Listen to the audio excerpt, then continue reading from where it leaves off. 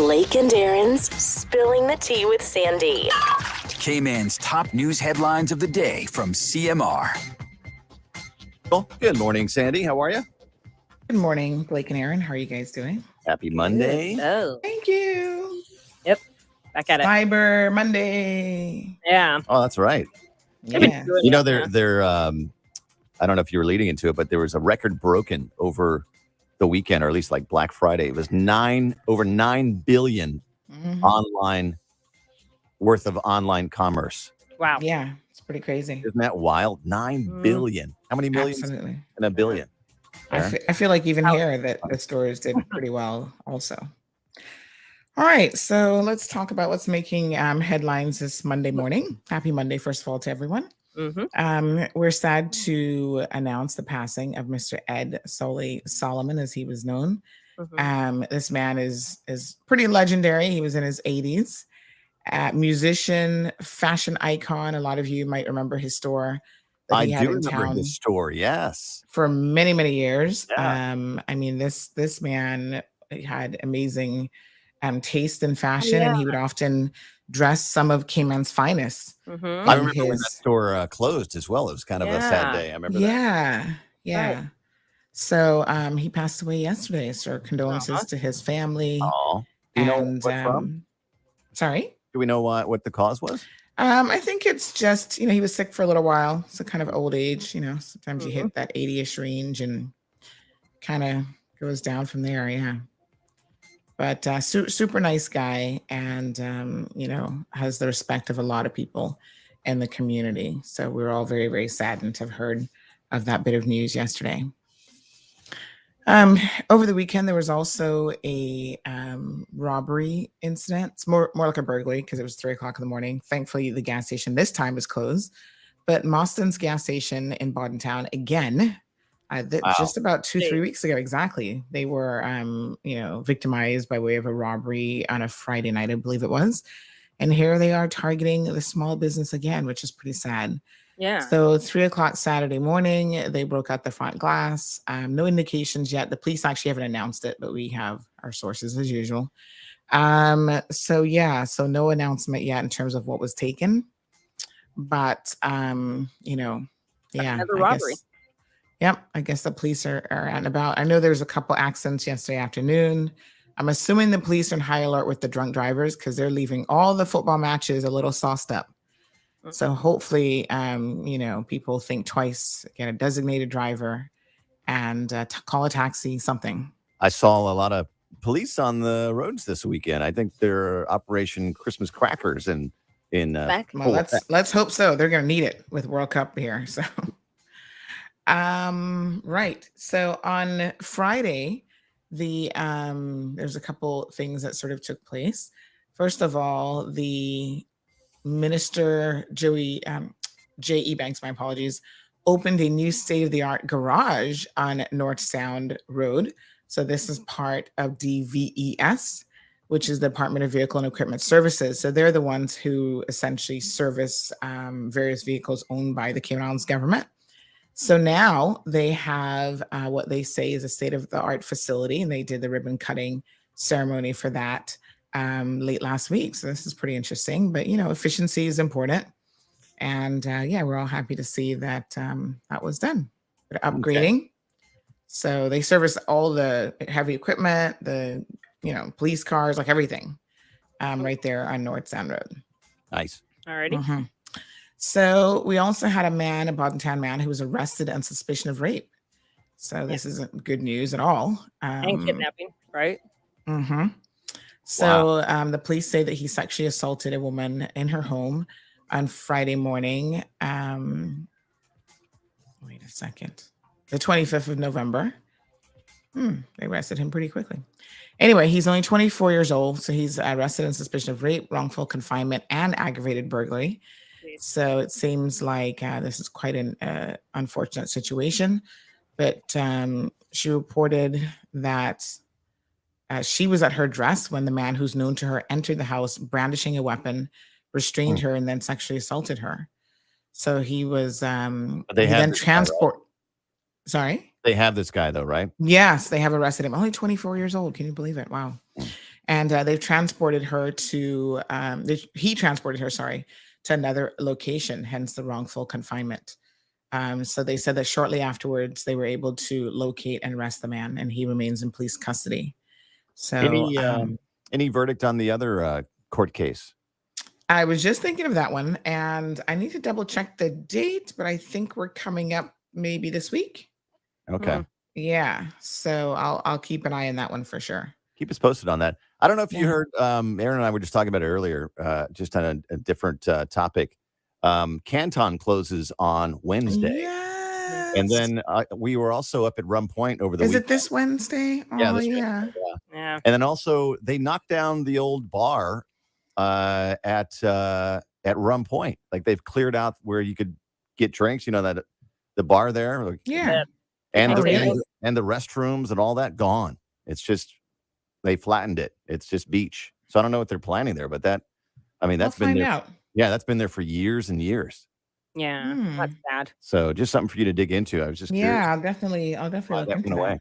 that. Maybe they've got some new plans for Yeah, but it has a lot of history, right? Just need a little shack to drink. All right. We'll catch Sandy's show right now. I know. On Bobo 89.1 FM. We'll see you tomorrow for the Tuesday headlines here on Okay, guys. Have a fantastic day. You too. Our segment with All right. Good morning, my beautiful people. Let's get this show on the road today. We should be back on our regular YouTube channel. So that's a bit of good news. Who's ready for Monday? Who's ready to get it? All right. Let's do it. Let me just check a few things here on the back end. I think we're looking pretty good. All right. I see Brother Tommy in the house. Good morning, beautiful people. Peppermint, sorrel, ginger, fever grass, or English. Get it ready. Your morning tea just got hotter. Ooh, honey child. On the cold, hard truth. Bobo 89.1 and Cayman's #1 talk show are bringing you morning talk like no one else. Monday Rewind, Impact Wednesdays, Caribbean Connections, and much more. Don't miss a beat with what's happening in the local community. Just keep sipping your tea. What a mess. Here's your host, live and direct from the Cayman Islands, Sandy Hill.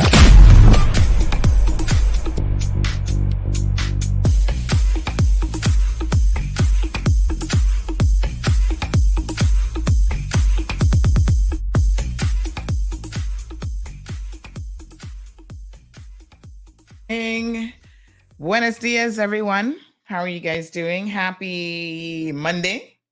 It's a gorgeous day today. I think we all had a relatively good weekend. Someone said to check Facebook.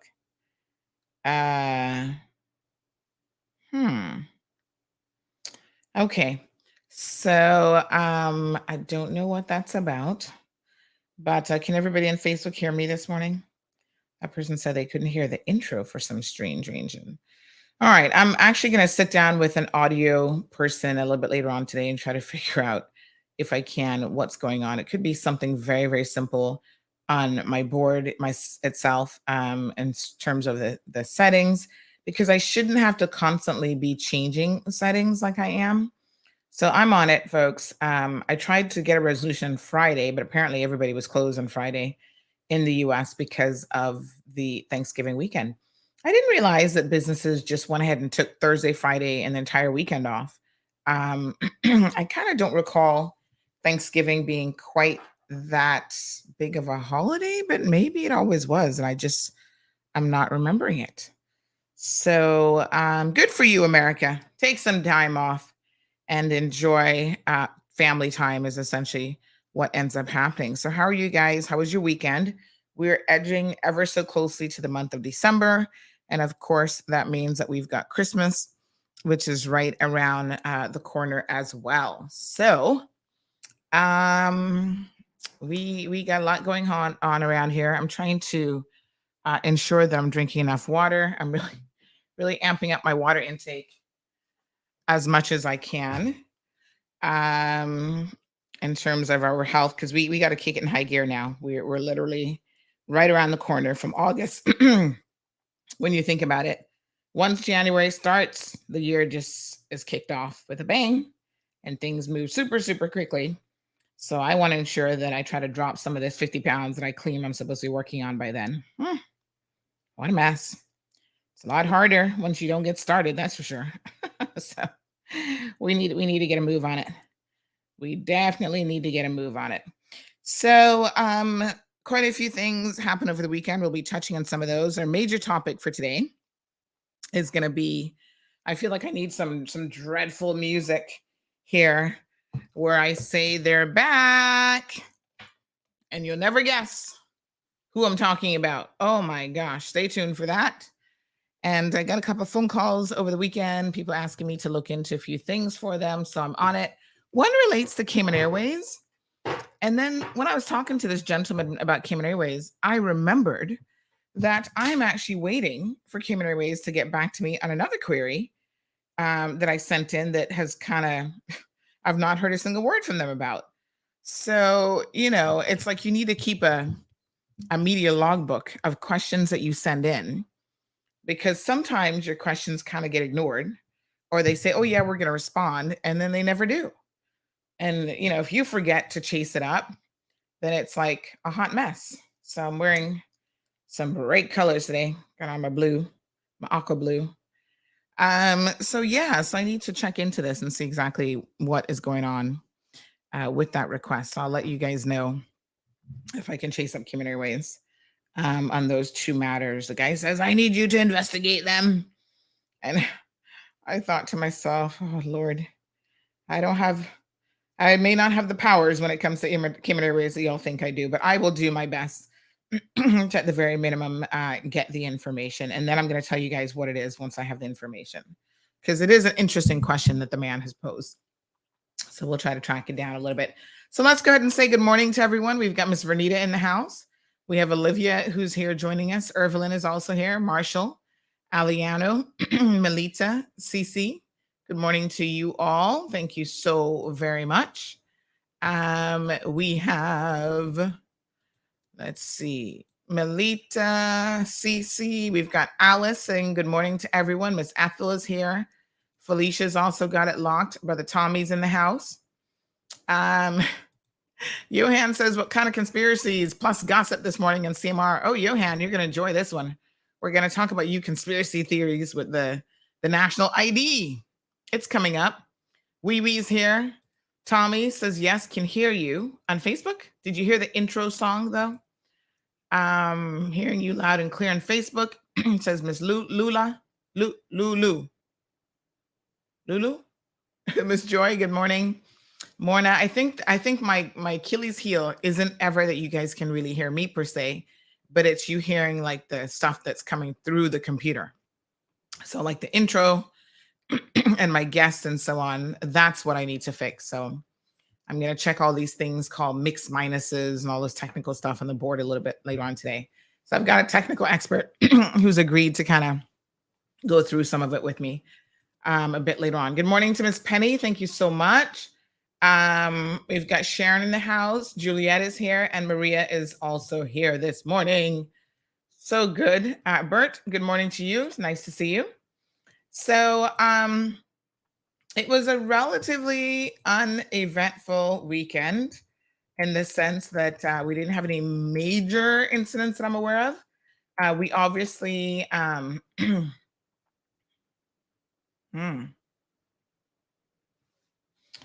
we obviously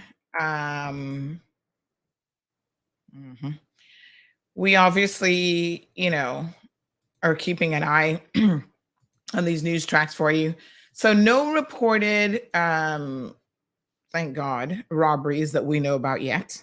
We normally hear about them pretty quickly. Unfortunately, Mostyn's gas station was victimized again by way of a burglary overnight. So they targeted them like at 3:00 in the morning, busted out the front glass. And this is where, I got to tell you businesses now, listen, you've got to take precautions to, unfortunately, it's just part of life now, protect your property and protect your staff. And I did ask this question when the police had their press conference recently. because I'm curious about how much they are potentially educating people about the things that they need to do.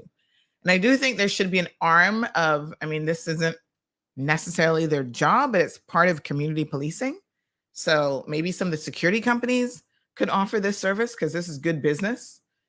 Pay people to do like a security audit where you go into their businesses and you see, what's going on and where they could tighten things up a little bit. But the police should be saying to people, there's some basic steps that you can take. Security audits are important, even for your household. You've got to have a security plan. I know no one ever wants to think about this, but what is your plan should you be, burglarized in your home, or heaven forbid, an armed robbery? You gotta, it's horrible to think about this, but we live in a world now where the possibilities are much more than they were 5, 10, 15, 25 years ago. So you got to have a plan with your family. You got to tell your kids what to do and what to not do. If you're pulling up and somebody decides that they're going to walk up to you and want to take your handbag, if you've got a younger kid, they might be like, no, I'm hanging on to my little bag or whatever. And so you have to explain to them, if that ever happens, you just give them whatever they want so they can hurry up and leave.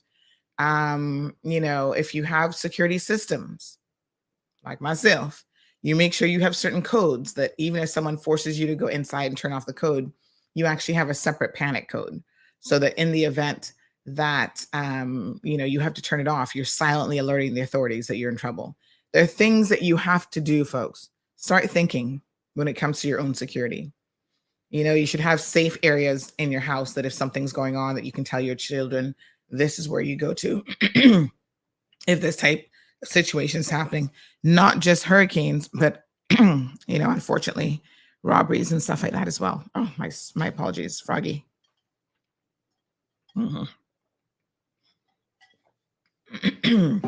Frog in the throat decided to let me slide my tea down a little bit. So yes, these are the things that we have to unfortunately think about. And if you're a business and you don't have an alarm system, let's just be honest, that's not entirely smart anymore. I think everybody needs to have an alarm system on all of our homes. God, I hope we never get to burglar bars, but let's start with the alarm systems. Install alarm systems in your homes, in your businesses. Even when I had a business, I had an alarm system. It's not that I don't keep, like I keep telling you guys, I'm not a cash person. I don't keep cash. Even in my business, I tell people, please find some alternative means to pay me. Do not pay me with cash. I really, really despise cash, actually, for more reasons than one. But, you have online banking, deposit it, write me a check, something else, but don't give me cash. And I try to avoid cash at all costs. Now, I know that it's not always possible. There are some businesses that are still very, very heavily cash driven. But if you're one of those businesses, you need to know, listen, I told y'all I worked in retail. And this is back in the 90s when I was in university.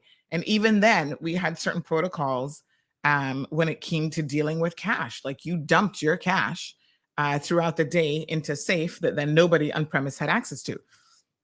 It's things like that it seems to me like people here are just not doing. And so you become much more of a target because of those types of things, right?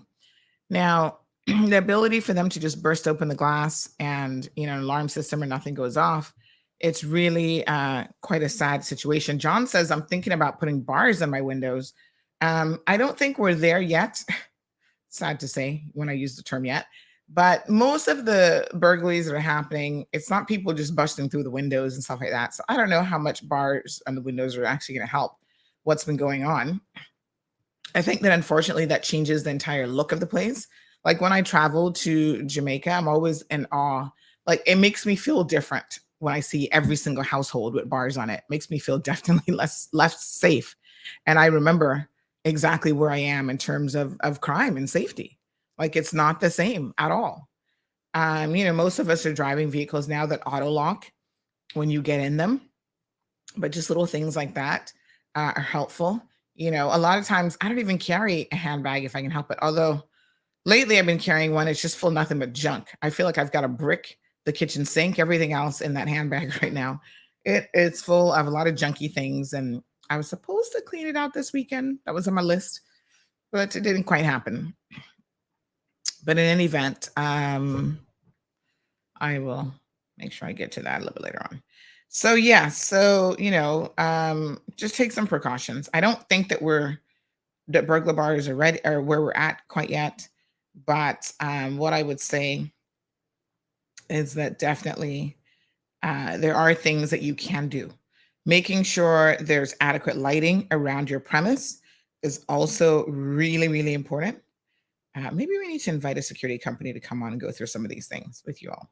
But yes, everything from, I'm surprised that the people even now, in certain areas who do not have, I'm just checking the schedule, the FIFA schedule for today, sending out my notices.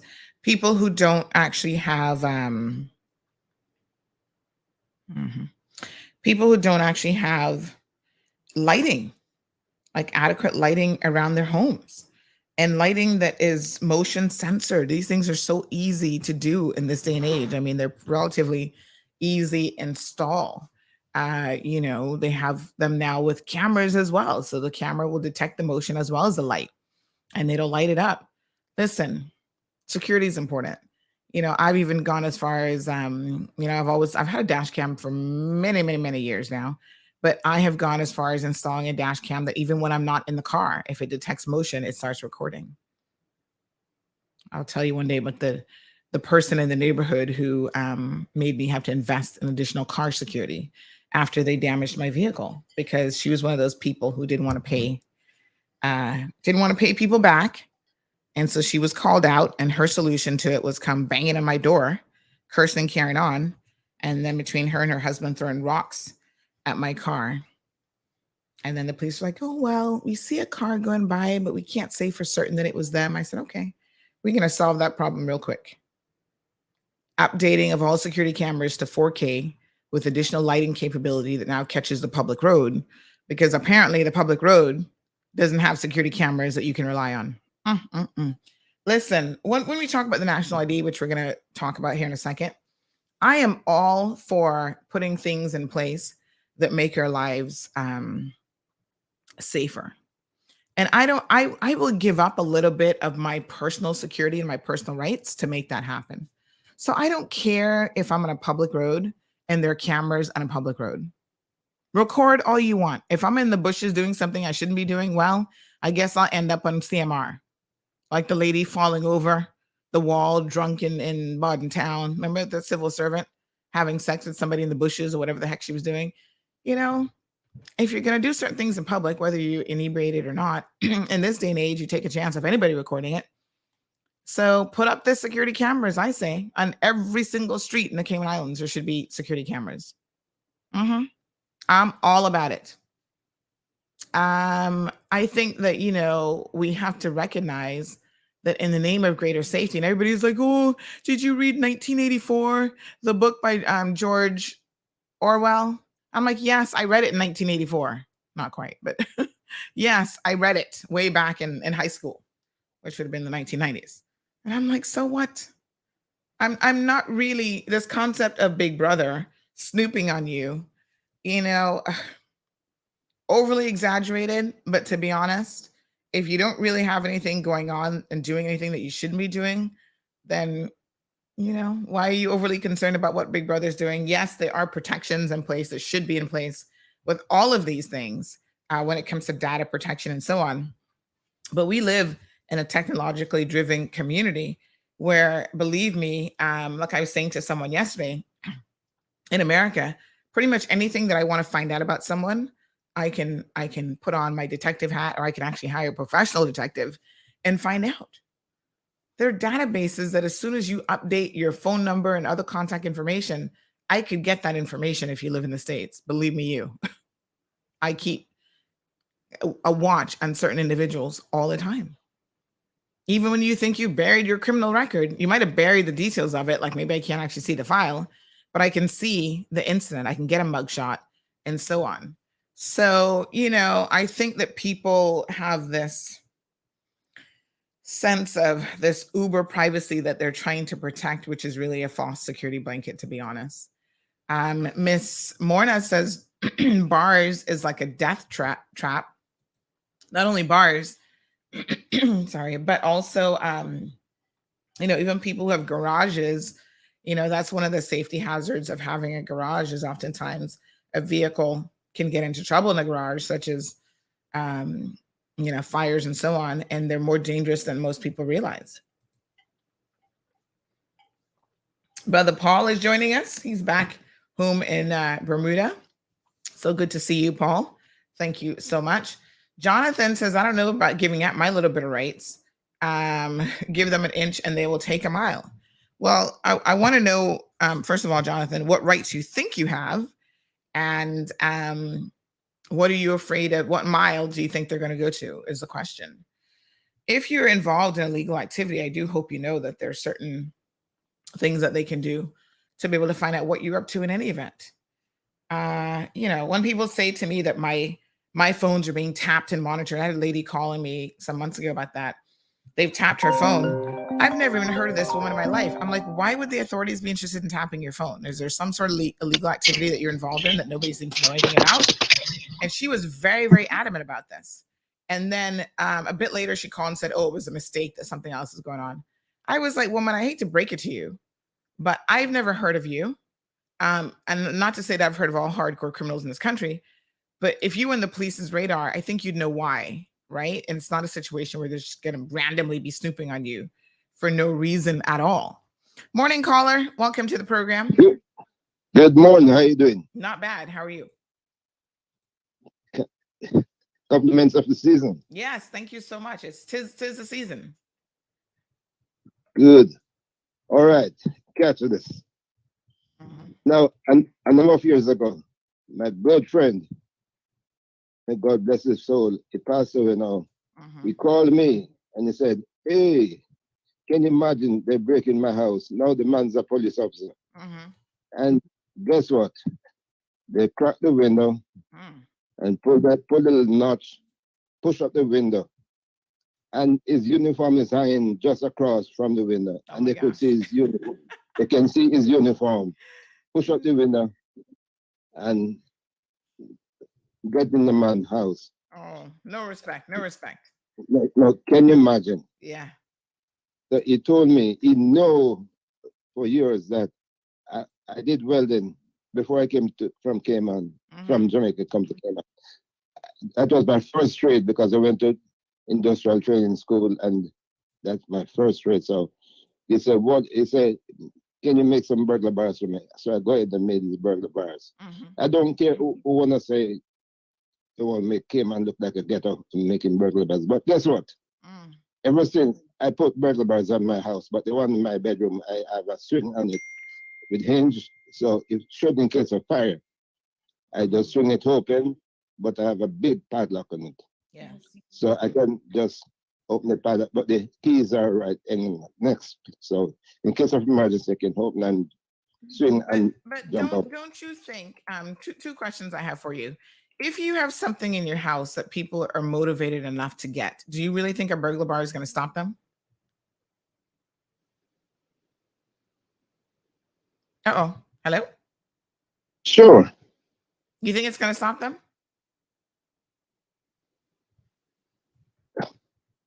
Of course. How is it going to stop them? Because burglar bars can be removed the same way that they're installed. My burgers. Listen, I built my burger bars. You can. How you gonna get off? It's not. Well, I mean, if I had the same way you installed it, the same tools you used to install it, you can take it off. I mean, if I had a blowtorch, or it might take me a little bit more time. But my point is, if someone is really motivated to get in your house, a burglar bar isn't going to stop them. I'm a welder. You can't get to it from outside. You have to come inside my house to get to it. Okay, we might have to take you on as a challenge. You find the right person with the right expertise, a burglar bar isn't going to stop them. I guess people might see it as a deterrence in the sense that if you're looking at two houses, one over on the right, one on the left, the one on the right has the burglar bars and the one on the left doesn't, you're probably going to go to the one on the left. But go next door. If everybody then has burglar bars, does that seem to be an effective option? You know, I don't know. Go next door. Go next door. That don't have one. Don't come to mine. You're gonna take a lot of time. I guess the other option that people can do here is they can actually just put on hurricane shutters. You know, we do have a lot of people who will have different types of shutters that they can actually put. It's more aesthetically pleasing. It's not quite to have these grill bars on, and they can be, I would say, you know, hurricane shutters can be probably just as they can be just as you know, effective in terms of how hard they are to take off. All right, caller, thank you for those comments. Appreciate it. Yes. All right. Thank you very much. Okay, my dear. Thanks. All right. So, are burglar bars going to be the solution for us? I don't know. I'm kind of not really thinking so. But I think at this particular point in time, there are many options that you can deploy outside of needing burglar bars yet. You know, this concept of a home invasion isn't, that doesn't happen that often.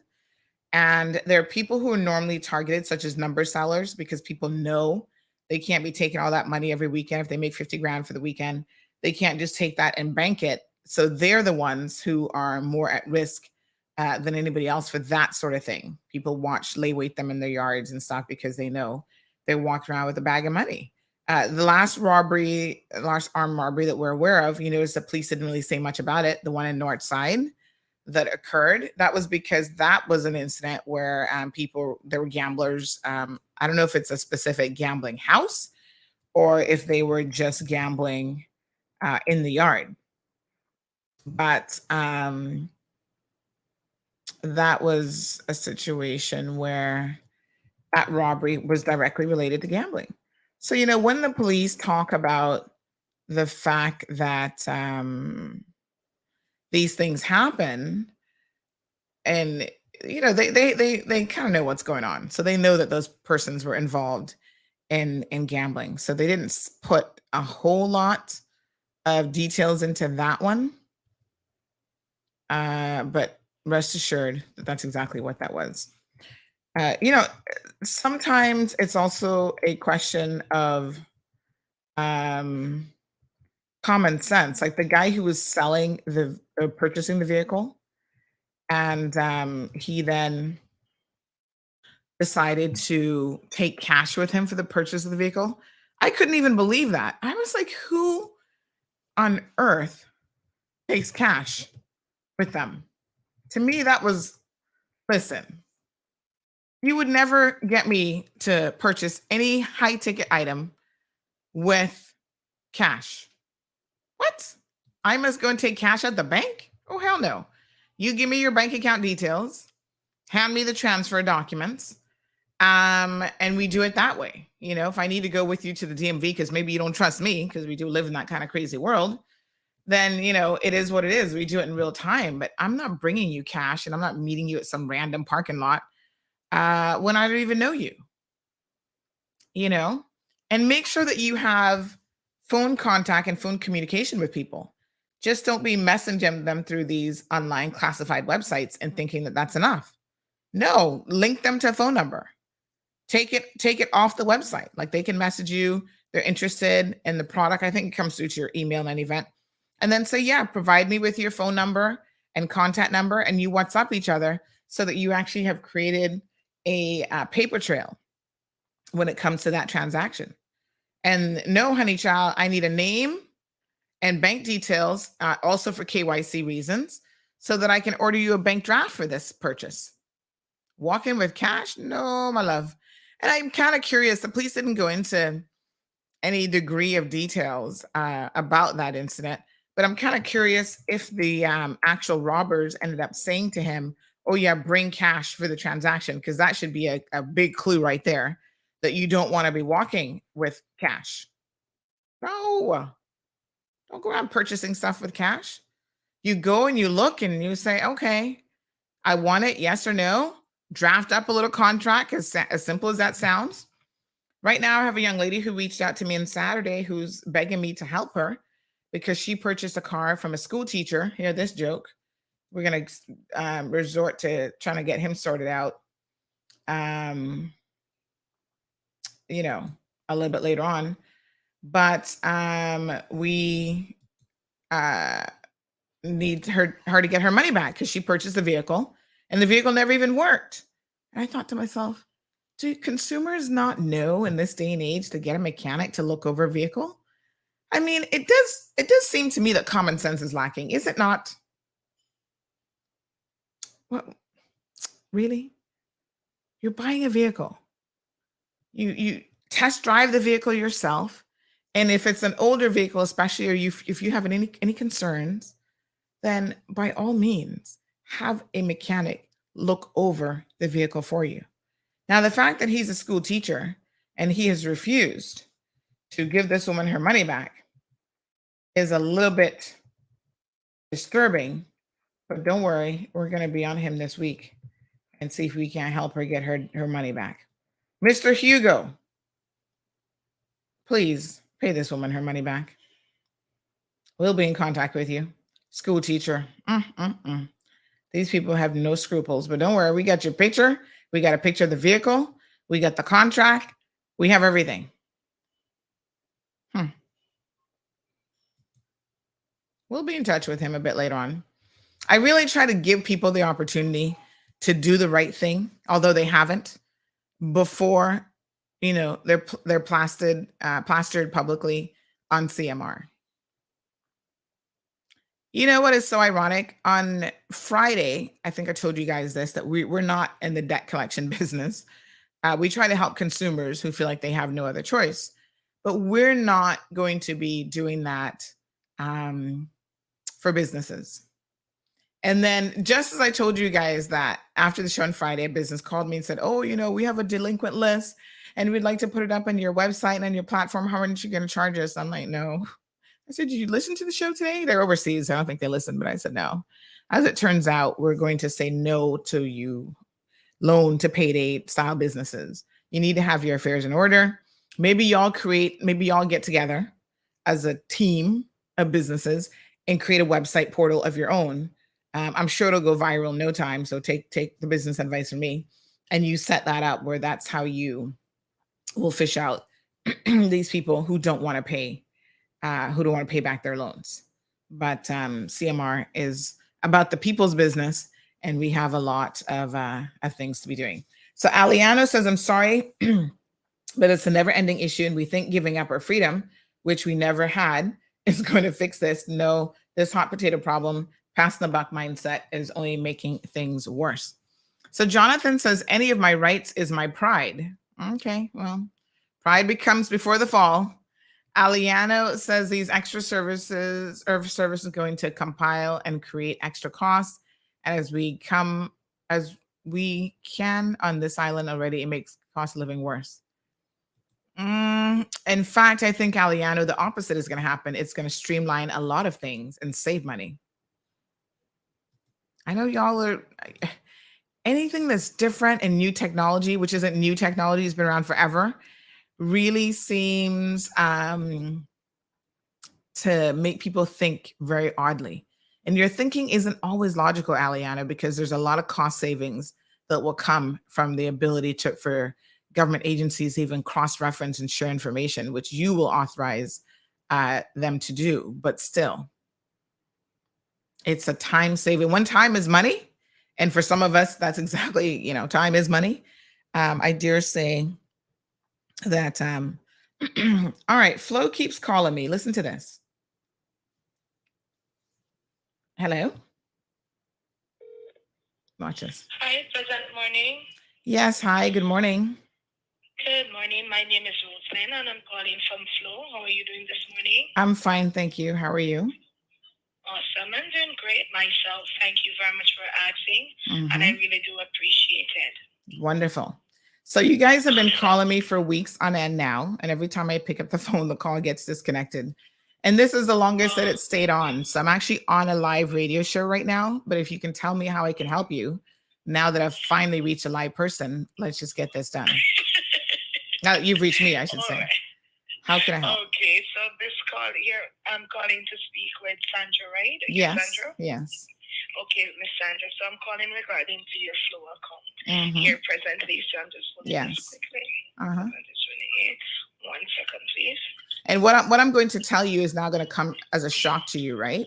But this particular number that you're calling me on, and I'm assuming it's the account that's supposedly linked to this number, is actually an account that should have a credit on it, and there should be no need for you to call me. So if you're calling me, that means that there's an error on your side. And I'm going to tell you why I know that that's the case, because this is actually a comp number with no bill linked to it. So you've been trying to reach me for weeks on end for no legitimate reason, because there should be no bill linked to this account whatsoever. I've emailed you guys about this before, and you've still been calling me incessantly for the last 2 weeks. It's just that every time I answered, it would get disconnected. So go ahead and tell me what bill I supposedly owe. All right. So this call was sent to me just now. So I pulled your account here, and yes. So I'm seeing that there's a credit on this account. So this is supposed to be a repeated call. So I'm going to send it over because you do not owe anything presently due to the query that is on your account. All right. So I'm going to make this note here now for you. So you'll stop calling now. You guys will definitely. You who dial the number, Miss Sandra. The call sent out to us via a dialogue. So what I am going to do, I'm going to send it over now. Yes. That this is a mistake. That there's a credit on it, right? Okay. All right. So I'm going to do that now for you. All right.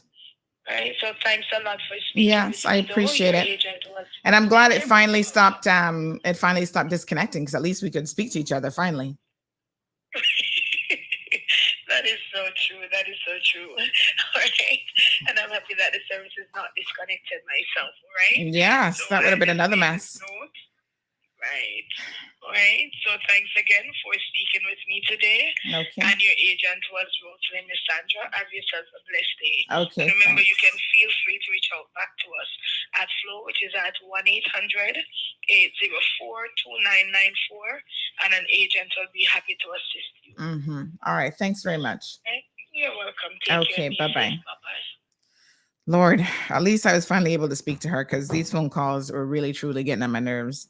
Calling me for credit, but their system must think I owe them money. What a mess. Anyway, yes. Yeah, Flo needs to bring, Sherry Ann says, outsourcing jobs, Flo. Yeah, I mean, I don't know that Flo does need to bring these things back to Cayman, but I don't know that would actually help this, because this is a computer glitch, and I don't know why the system thinks that I owe it money when it's actually credit on file. But anyway, I don't know what to tell you. You know, speaking of outsourcing of jobs, Sherry Ann, I was saying to, I was watching, there's a Jamaican guy who is he's a comedian. What's his name again? Can't think of his name right now, but he's an influencer. That's a broader term for what he does. And so he went into a new call center that was set up in Jamaica somewhere. And I was thinking to myself, why can't Cayman have call centers? I mean, I know they're not the best paying jobs in the world, but for people who have relatively zero skills, you know, a lot of times they do offer sort of an initial job opportunity. And they seem to be very, very popular in Jamaica. So I think, why not have one here? We can bring all those jobs back to Cayman. Oh my goodness. It's a concept and this idea that I think somebody here should really jump on and set up the first call center. Before you know it, we'll be taking jobs from people. Probably not people in India, because they're very technically advanced. Like, they have the technical knowledge. And although the English might not be the best, if their English is half decent, they get the job done. You know, but yeah, maybe somebody should set up a call center here. John says, well, I see countries where home invasions are common, and all of them have bars in the windows. So apart from my camera, I put them on as well. I don't feel safe anymore, unfortunately, so I have to protect my family and myself somehow. But I mean, the concept that home invasions is anywhere near being common here, that's not even a thing. I mean, I literally could count the number of times, probably in one hand, that we've had a home invasion in Cayman. In fact, so that's, if you're protecting yourself from home invasions with a burglar bar, that's not going to help you. Most most criminals in Cayman tend to be very, very lazy. They're not going to go to a lot of work. So if they see you have things up like a camera, it will be an immense deterrence to them. And cameras tend to provide you with immediate, evidence of what you need. And in fact, in this day and age, folks, all the cameras are, I shouldn't say all cameras, but a lot of cameras have the ability to notify you on your smartphone. So you'll see them trying to crawl through the window. You'll see them casing the parking lot or whatever. If you're away from home, if you're at home and you're sleeping at night, then obviously you'll see it a little bit later on. But yes, that type of evidence is really important. So someone says, good morning, Miss Sandra. My friend lost her $75 inside of Price Right or in the parking lot on Friday evening, and no one has returned it to customer service. But she said she believes it's inside the store, that they may pick her pocket. What kind of pocket she has that they could pick so easily? I tell y'all, stop walking around with cash.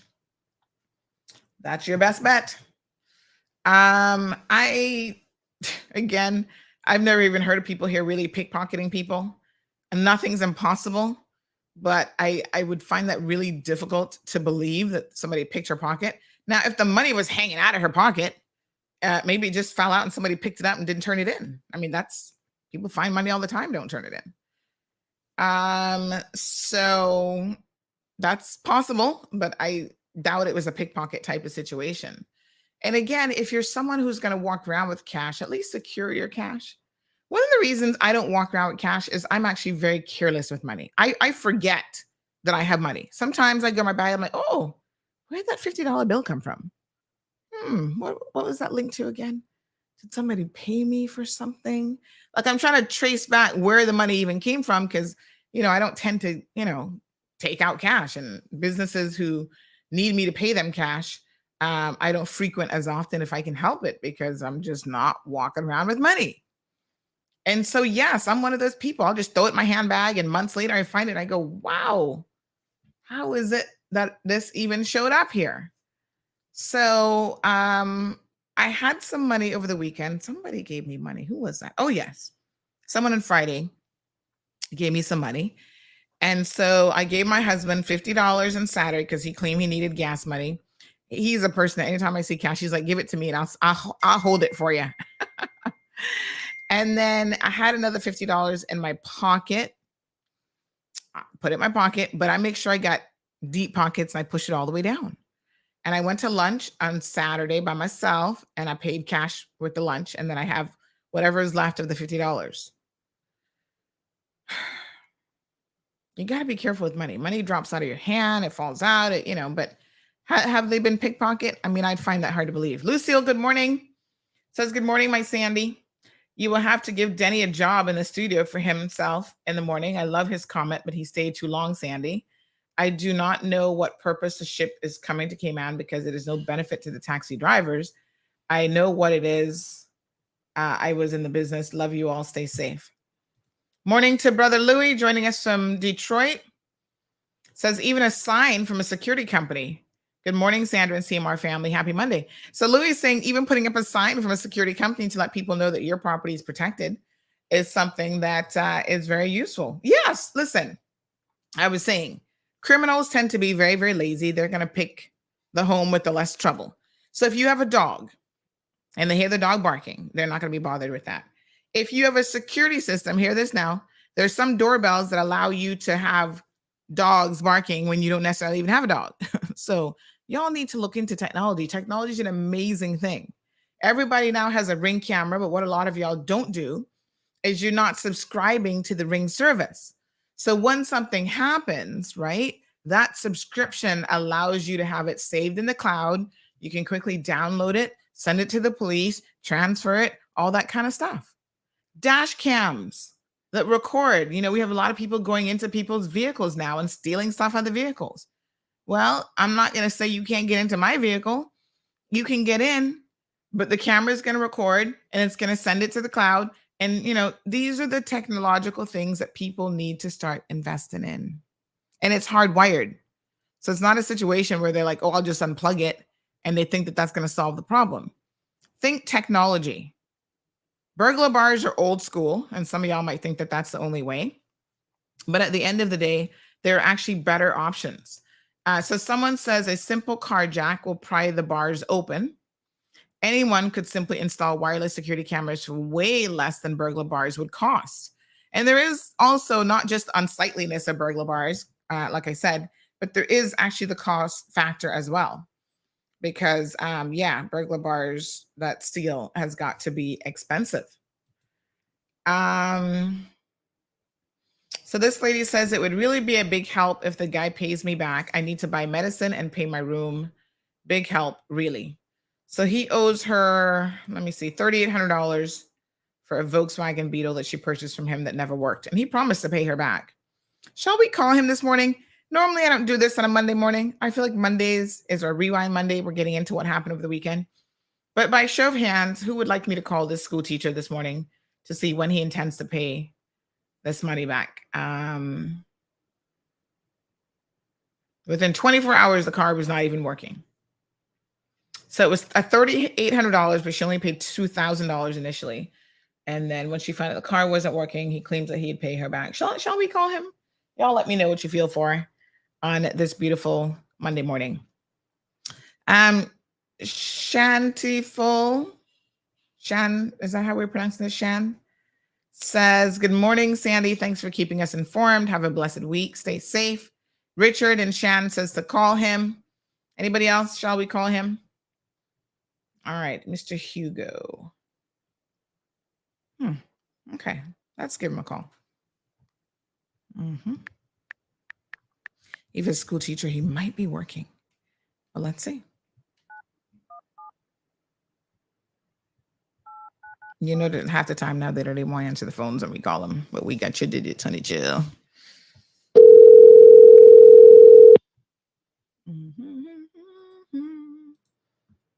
Hello. Hi, good morning, Mr. Hugo. Morning. Yes, Sandra Hill here. How are you? I am well, thanks. Good. I'm contacting you on behalf of Miss Leanne. She purchased a Volkswagen Beetle from you. She paid down on a Volkswagen Beetle. Yeah, $2,000. Right. Yes. And she used to pay me the rest, or she used to wait until I sell the car. She totally understands that. She has indicated that the vehicle didn't work from the onset. And you actually indicated that you'd be paying her back. I thought I would pay her back when the car was sold. Why does she have to wait when the car is sold when you sold her non-working vehicle?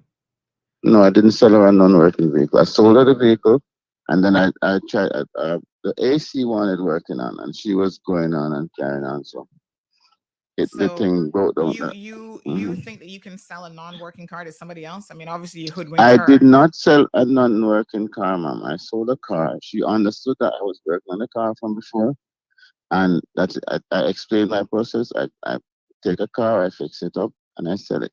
It was not a non-working car. It is still working. It's just an AC that I wanted to fix before I give it. After I took it back from her, and it still works. So I don't know what you're saying. So a vehicle that stopped working in 24 hours, you think is a working car? It didn't stop working in 24 hours, ma'am. It hasn't stopped working yet. So what's your position, ma'am? This is Sandra Hill from Cayman Mall Road. Oh, right.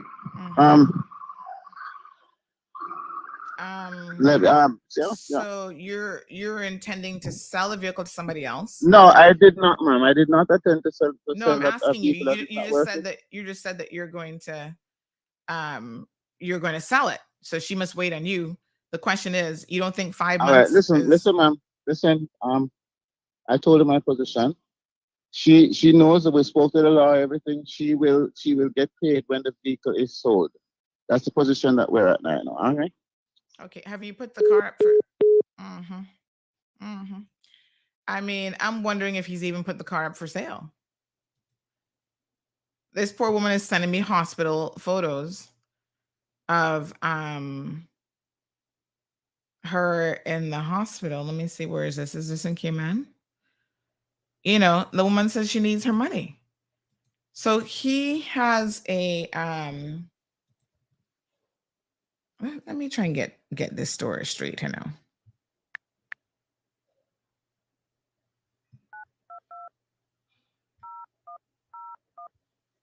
Let's see if we can get this story straight.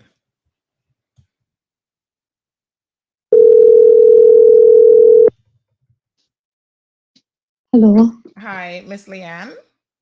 Yes, ma'am. Good morning. Morning, Sandra here. So we just Hi, Ma'am Sandra. Yes, ma'am. We just called Mr. Hugo, and he says that you know the situation with the vehicle, that it's a working vehicle according to him, and that he told you that he's going to, when he sells the car, he'll then pay you back.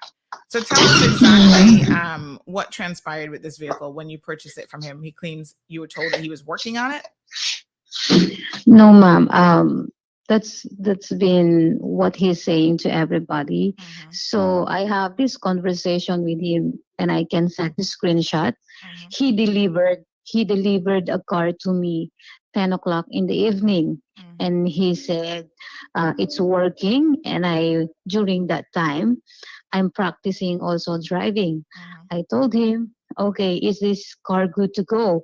And he said, yes. The only thing that is not working is the aircon, the AC. So I'm okay with that. But I say I will have my driving lessons toward its east end. So that's going to be far. And then he said, is it okay to drive? And then he said, yes. So from Spruce Lane, we start driving in the morning because I have the car at 10 o'clock in the evening. So the next day morning, so I asked my instructor to come with me. But then again, when we started driving the car, almost 5 minutes away from my house, it broke down in highway. Yes, it broke down. So I called him and I showed him pictures. Sir, the car broke down. So he said, it overheat, and we showed him the pictures of the signals, and he said it needs only coolant and blah blah. And he said, okay, I'm coming. So he went to us. basically the first time that you're driving it that it breaks down. Yes, first time. Yes, first time. And then he said he went there. We forced him to go there, and he bring coolant, and then he drive it to the garage. And then this is more than 5 months ago. And I said, okay, Mr. Hugo, if it's impossible, just bring me back the money, because it's my right, because I paid it in cash. I am the buyer. So he cannot force me to, okay, what if he sold the car 2 years from now? So that means I will have to wait for 2 years before he will pay me. Yeah, and I mean 5 months to try to sell a car. Yes. I doubt he's even listed it. So where's the car right now? It's with him. So it's he with him. He has the car. Wow. Yes, he has the car. He has the car. It's not with me. I even asked him before calling him, okay, if you really cannot pay me, give me back the car and I will fix it. But he doesn't communicate with me. So I've decided, because now I don't have money also for the repair. I'm broke. So I said, okay, just give me. And then when I went to the hospital, he said, okay, well, I will try to give you 500. But then when I follow up 500, he said, you keep messing it up when I tried communicating with you, and you keep messing it up. Because it's very frustrating, Miss Sandra. What does he mean that he's saying you keep messing it up? Because I told him, he said that I'm like, okay, if you do not give me the money, I told him I will have no choice, but I will report you to Miss Sandra, because I think they're very helpful. And then he said, see, that's what I mean. Every time I try to communicate, you keep messing it up. That's what he said. But Mom, I mean, he also wants to get the original papers from me. I said, no, you already have the copy.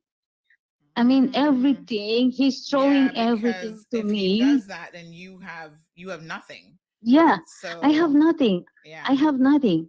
And he said that, I cannot sell the car because the papers are with you. So that's a lie. Yes, because he can sell the car, and then when it comes time to hand over the money and do the transfer, the person would give you the money, and you can go with them to do the transfer. Yes, Wow, exactly, what a dishonest exactly. And now man. And he's a school and then teacher? he said he's I think primary teacher, elementary teacher at John Gray. And he said that I threatened him by sending him pictures of me with a gun. I said, no, where's the proof? I said, those are my training that was years ago. And in my WhatsApp, I just changed my profile picture. So he's trying to throw things at me, Miss Sandra. For me, just pay me. We're done. I even asked the pastor, because I really want to do it peacefully. I really asked my pastor in church, can you please, because it was his neighbor. And then same thing, he told him that I told him that the car, the real condition of the car, it's not true, Miss Sandra. Why will and I have witness during that day when the car broke down, because the Filipino guy and one Costa Rica guy came to me, and then I know that he even gave me a rent a car to use for 1 week, because he said it will be sorted for 1 week. So I accepted that rent a car because I really need a car. But then after that, we surrendered the rent for the car. And after that, no communication at all. He would only message me when I started, okay, I will report to the police, or I will file a complaint at the government office or whatever. And then he said, that's my threat. And I keep on messing it up. Because even 500, 200, 100, he did not give me. It's 2,000, Miss Sandra, you know? Yeah. Yes. And he's very good. He's very good in twisting the story and making me feel like, I'm pressuring him so much. But it's been more than 5 months, Miss Sandra. It's been more than 5 months. I've given him enough. Well, I agree. Yeah. We just tried to call him, and he was actually, once he discovered, he's like, who is this? He basically claimed that the car is working, and you understand the situation, that once the car gets sold, that's when you'll get your money back. I don't know why it would take any vehicle to, going into 6 months to get sold. Yeah.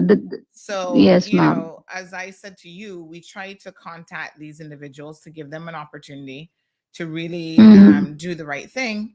And then Yes, ma'am. once they don't, then unfortunately, we're going to go ahead and put them up on social media. And it doesn't seem like he's interested in doing the right thing. That's the thing that's a little bit different about this man. He doesn't seem like he's interested. So we'll post them up on Facebook and see what happens. I mean, this man obviously works for government if he works for John Gray High School. Yeah. And he should really try to get it together.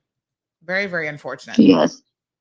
Yes, ma'am. And I have my witnesses also. I have my conversations. Yeah.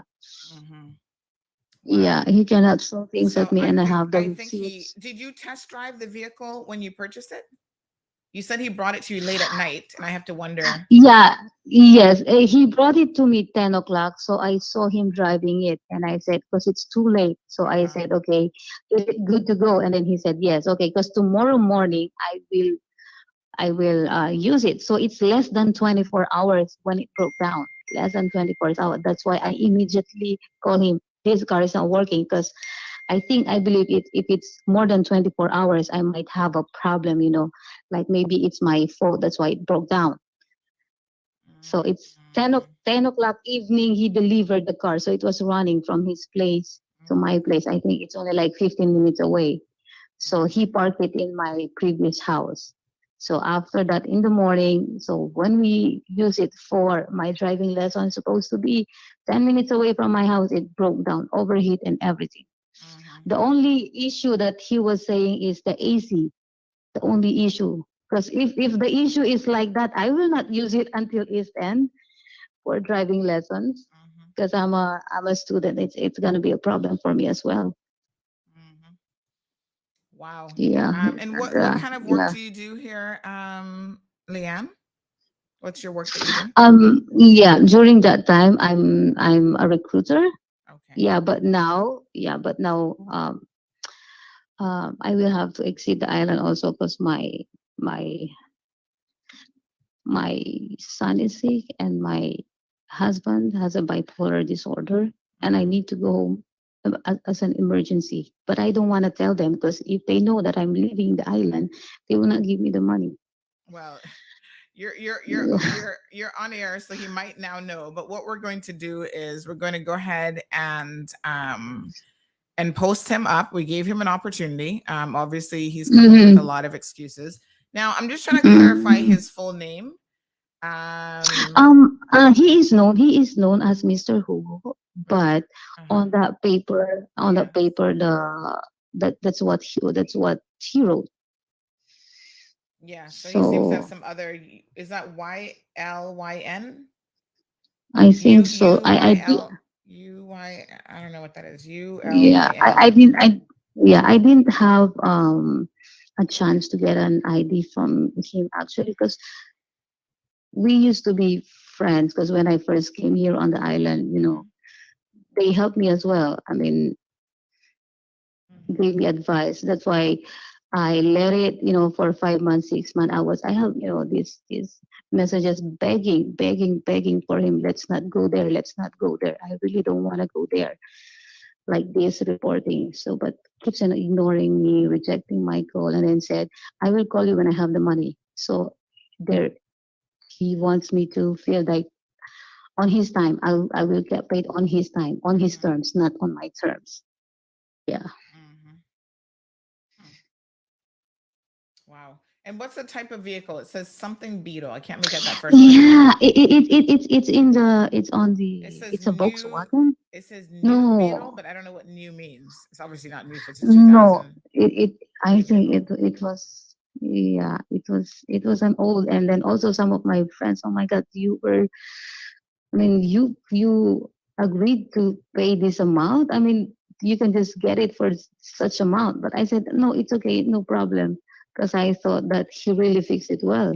Because when he was sending me pictures, it looks nice. Yeah. All right. Well, we'll post them up and see if you can get your $2,000 back. 2,000, yeah, 2,000, yeah. Maybe you've learned some important lessons. I know about making a mechanic check it out.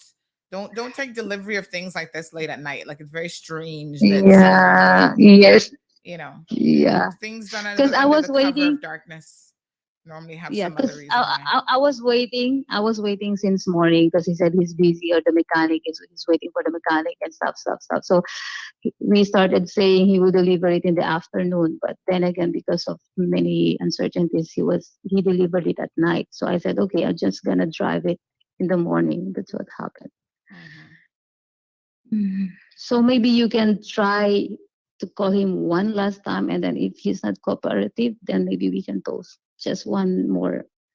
At least now the real story, and I can meet him, if he wants to be, because he's a teacher. He's a teacher. I mean, I still have that, after all what he's done to me. But if he's not really cooperative, then by all means we post. But at least I told you my story right now. Okay. All right. Very good. Okay. Thanks very much. Appreciate it. Thank you, Mom Sandra. Thank you so much. Okay, bye. Ay. What a mess. Okay. Well, it's come to this. Mr. Hugo is obviously refusing to pay this money back. He has the physical car. He's trying to hoodwink her a second time and tell her to give him the documents, which that totally isn't necessary for him to sell the vehicle. It's really unfortunate when people try to take advantage of others. I mean, honestly. And, sometimes you trust people. Like she said, she thought he was trustworthy. She knew him, I guess, probably, I don't know if he's married, his wife, whatever, had given her advice and stuff before. You think people are nice people. But regardless of how nice people are, you should always have certain things in place. You have contracts in place. You test drive the vehicle properly during the day, not at night. Don't accept delivery at night. He might have just, jerry-rigged it to get to you, and then look at that. It stops working the first time you drive it. And all of these things, it's unfortunate, Mr. Hugo, but you claim that she's going to have to wait on you. And I don't think that is a fair position to put her in, to be quite honest. Why does she have to wait 5 months or 10 months or whatever you get around to deciding to sell the vehicle. And I'm willing to bet that Mr. Hugo has not even put the vehicle up for sale. How many of you would want to, if you were a betting person? I'm not really a betting person, but I'm going to put it like this. If I was a betting person, I would say that Mr. Hugo probably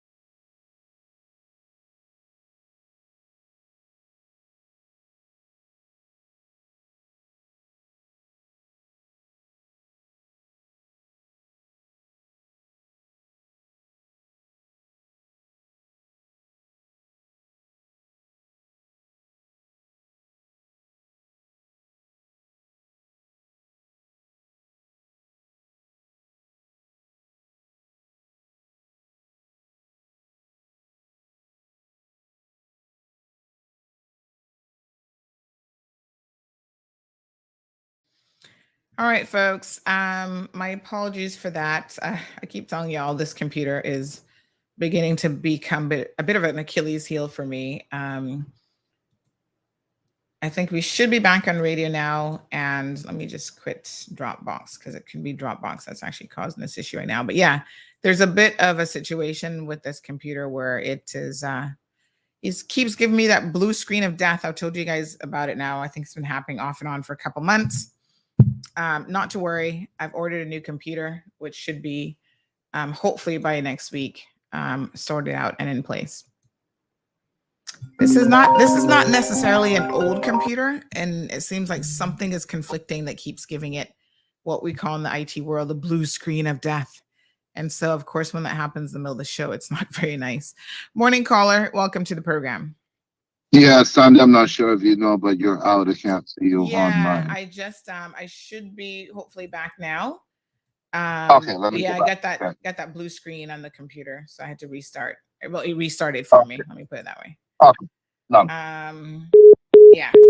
So we should be hopefully should be coming back up now. So do let me know. All right. Apologies for the technical issues. I'm trying to get it sorted out. Someone says Launchian Radio and Facebook. Back now. Okay, great. Yeah, I just saw the blue screen. Bloop, everything went. Right in the middle of my show. Don't worry. Computer, you've been terminated. Not quite yet, but I've already ordered the new one, honey chill. When it comes, it'll take a little minute for Marlon to get everything set back up on it, but hopefully we'll have that sorted out by next week. Frustrating technology. So yes, to Mr. Hugo, we'll get you posted up, honey chill. All right, we'll sort him out a little bit later on. Okay, Miss Ravina, Carmely, Mark, Jonathan says we're back. Very good. Cameron says it's crazy how brazen these scammers can operate in Cayman, anywhere else in the world, ... Yeah, it is quite shocking, the immunity with which they decide to operate. And a lot of it really has to do with the fact that no one is doing anything about it. So when you go to the police, literally they're going to tell you they cannot help you. This is a civil matter. And that's their quick out card, right? They don't have to deal with it. And then, most people don't have the resources to go to a lawyer. And a lot of times even lawyers will tell you, if it's like $2,000, $3,000, by the time you pay them to recover your money, you're not gonna have no money left. So they will tell you that it's not worth their time because they don't, what they're going to charge you. They're going to take all your money. So if you're really trying to get the money back, hiring a lawyer is oftentimes not the best resort in any event. So, good morning, caller. Welcome to the program. And why you say his profession is a school teacher? Yeah, he's supposed to be. What, That's like me right now. I got to collect $55,000 from that con artist. What's his name? The geriatric one. John Felder. He hasn't paid my $55,000 in legal fees yet. And I need to get on him because I ain't got $55,000 to be paying nobody. And if he doesn't pay it, I'm the one who's on the hook for it, right? So he's another one I need to add to my to-do list to deal with really quick. It looks like I might have to call him too. Don't worry. I hope I can find his number. And I already got his house address in the States, so he better be careful. A school teacher, and he's so brazen. He sounded like a really ill-manly. I mean, I ain't calling him anything else, but he sounded really ill-manly on the conversation side of it. So, well, she was supposed to just give him some money and move on. Right. Oh, wow. Yeah. What a good money. So someone says as a teacher, he's making a minimum of $5,000 a month. Go to the police. Unfortunately, this is what I was just saying is when people go to the police will tell them it's a civil matter and they cannot assist. And so to Cameron's point about the caliber of people that we're attracting in this country, you know, it's really, really unfortunate, but a lot of people will come here and this is easy scamming ground. Because if they were doing this in their home country of Jamaica, let me be very frank, the end result for them would not be what it is here, right? No, here, nobody touches them. Nobody puts their hands on them. They're free to roam the streets of Cayman, terrorizing people by taking their money. We have another one in court right now. This guy, Garfield Robb, 13 people. They have 12 charges this time, right? In court. This is not his first court time, but the last time the prosecution dropped it because the victims themselves are not being smart. So the victims themselves continue to be hoodwinked by this man because he promises to pay them. And when you enter into a civil agreement with him and he promises to pay, you're tying the hands of the criminal court. So even when the police do try to do something, if you enter into these agreements, oh, I'm going to pay it back and I start paying it, then the courts cannot proceed. And guess what? He went out there and got countless more victims. And rest assured, when I tell you that the 12 that they have in court now is a drop in the bucket to the number of people he has scammed in this country. So sometimes the victims themselves unknowingly become part of the problem because of how they handle the situation. He scammed a police officer of 33 years on the force. This guy is good. And he's been scamming people for years. Talking about he's installing shutters and doing all kind of stuff.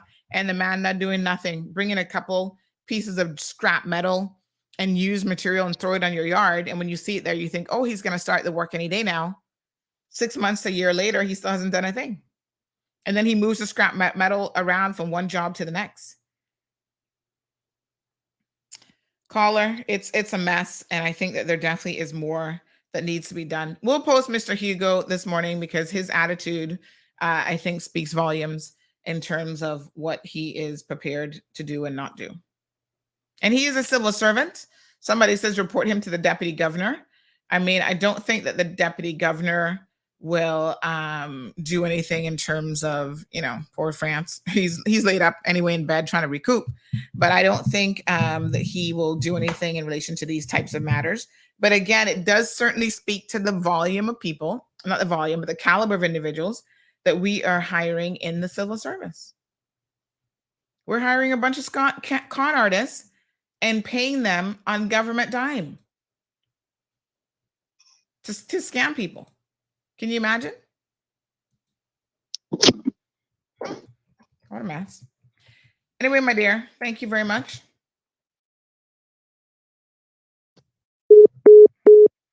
So,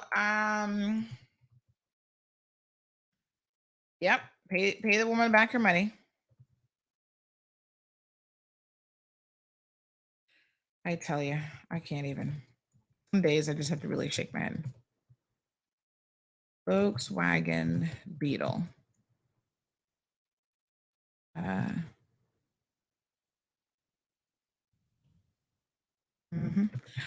All right, 936 Bobo is the telephone number, 936-2626.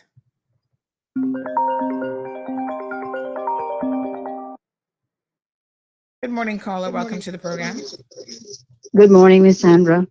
Good morning.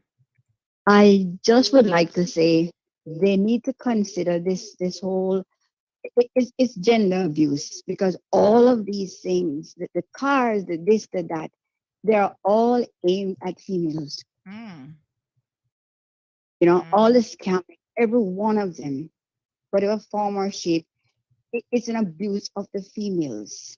They don't try this with men. And they need to look into these things and find some serious consequence that would deter them from this onslaught of women. Because they don't try this car business, they don't try this permit business, they don't try these things with men. Yeah, they're definitely less likely to do it with men. But less likely to. Yes. You know, but remember the one that yeah. Remember the one that ran away the other day? What was his name again? That we had put up the video. Sherry Ann had gone after him. Well, you might be interested to know that he was renting the car that he was renting here from a guy who has a car rental business. He left the jurisdiction, as we indicated, and at no point in time did he actually indicate, he didn't return the car, basically. So the guy was left without his car, no clue what happened to the vehicle. And he just found it, I understand. Now, this has at least been a week or two that this guy absconded and left the jurisdiction. I mean, he had a departure notice from CBC anyway, so he eventually had to leave. But he didn't say to the car rental guy, of course, he didn't have any intentions of paying him back. You know, here's your car. Here are the keys, nothing. It was found at the airport. Can you imagine? Yes, So, because what is happening? You have these people that are, yeah, they're renting these cars. You can get cars to rent $25 per day. And it looks like they're renting these cars under the disguise of owning the cars and planning to sell it. Well, this happened to somebody that I know. He just didn't want to pay the bill. And Right. so, you know, it's unbelievable, but this is what's happening. Yeah. Yeah. But I just see it now as a target for women more so than men. Yeah, I think women are always at risk, more at risk of becoming victims of a number of different crimes, including this type of defrauding, especially when it comes to vehicle. A lot of women don't know anything about, you know, cars, and if it looks okay, it looks shiny on the outside, you think it's working. You know, exactly. Like I always say, once the ignition turns over, I'm good, because I'm like, okay, it's working. Yeah. But of course, that's even more reason why women need to be careful and really have it checked out properly. Yes, they need to wise up. They need to wise up Yeah. and go with somebody that might have knowledge to assist them, because it's getting worse, and you know, people have to work hard for their money, and it's to me, it's an act of wickedness. You know. Have a good day. All right, my dear. Thanks very much. Yeah, so I do agree that women in particular are more vulnerable. Sometimes you're better off having a man kind of, I mean, this is horrible to even say, because as women, we live in the 21st century. We shouldn't be asking men to go along with us to complete a transaction. But let's be honest, you know, there's a degree of this that seems to have to still happen. As I indicated, there was some degree of trust with this situation here. You know, she thought she knew the gentleman, and then it turns out that you didn't know him at all. Wow. And this is, to me, this is a form of a scam. You know, to give someone something that isn't working. You know, I sold my vehicle. I told you guys this. I sold my Mercedes a couple months ago now. And before I sold it, you know, there were things that I repaired on it because I knew I was going to sell it. And these were like cosmetic things, you know, like the little knobs on the steering wheel. Because I use I tell you guys, I have very dry skin. So a lot of times I'm using a lot of oils and stuff to try to keep my hands and my skin moisturized. And I'm aware that peels off like the lettering on the buttons and that sort of thing. So I had all the buttons in the door replaced, I had the buttons in the steering wheel replaced. There are things like that I would have done. I even had the top sprayed over because I don't want to give someone, and it did a servicing and there was some sensor that I needed for it. And I ordered that overseas and I had that installed, made sure the mechanic signed off on it. Everything was working. I don't want to give someone a non-working vehicle, definitely one that isn't drivable. And even some of the more minor stuff, the general rule, folks, is buyer beware. So in other words, the onus is on you as the purchaser to make sure that you're buying, when it comes to used goods, that you're buying something that is going to be fit for purpose. Now, when you buy a vehicle, obviously the purpose of it is to be able to drive said vehicle. So, Mr. Hugo claims that he's in church, as most of these scammers are.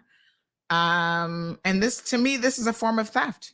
You have the woman's money, you have the vehicle. I would be curious to know if Hugo has done anything at all to try to sell this vehicle in the past 5 months. You don't need the transfer documents to sell it. You stick this up on your local classified website, sell it. And once someone has agreed to purchase it, then you say to Leanne, okay, meet me at the DMV. The person's going to come. We can do the transfer, right? Because she still has that original document. And then we go and we do the transfer and you hand over the cash to her in the same instance. Why would you even want her to give you the transfer document? Seems a bit fishy. Good morning, caller. Welcome to the program. Good morning, Sandy. You ever heard about out of sight warranty? No. Out of sight? Okay. No. Yeah. When you purchase a car, your warranty is until it's out of sight. Oh. Once it's out of sight, it's no more good. Listen, what a lot of people need to understand, we have a lot of these geriatric mechanics around the island right now. I've seen more mechanics than anything else. One, they need to, if I'm going to purchase a car from you, I'm going to say, look, I'm going to have a mechanic. They should have some of these mechanics that say, yeah, we'll look at your car. We'll go through your car or the vehicle you're about to purchase, and it's going to be a small fee of $50. You say, okay, upon purchasing this vehicle, if I purchase this vehicle, I will deduct the $50 from whatever, if it's good. If not, I'm not paying it, you have to pay it. All right. Just like in the States, when you go purchase a vehicle, now you have, you go to Carvana, you can go online and you could check about putting the serial number and check on the car, which you can't pretty much do it here. The thing is, this similar thing happened to me about a year and a half ago. I saw a car on EK Trade and I went ahead and trusted the person, and they said there was nothing wrong with it. This needed this one thing. And I took it to my mechanic and he kind of overlooked it for a minute and I went ahead and purchased a car. The next morning, I went and purchased the stuff that I needed to get for the car. And when I went to look, I couldn't find out that it was not that it was not what it needed. It was I guess the computer needed to be replaced. And when I tried to get the computer, of course, it's a Expedition or Ford or whatever, the computer, it was not even worth the, it would have been a headache because I would have to send that computer off. Every computer is like a human anatomy. It matches to that car, right? So if you change your computer in that computer has to be programmed for that car. You can't just pull a computer off another car and put it to another car. It's like a DNA. It has a match. So I had to get that program and to get the Ford representative to program that, it was going to be an arm and a leg because they ain't cheap, right? So I said, you know what? To heck with it. So I called the lady back and I said, look, this is not going to work out. It's going to be more than what it is.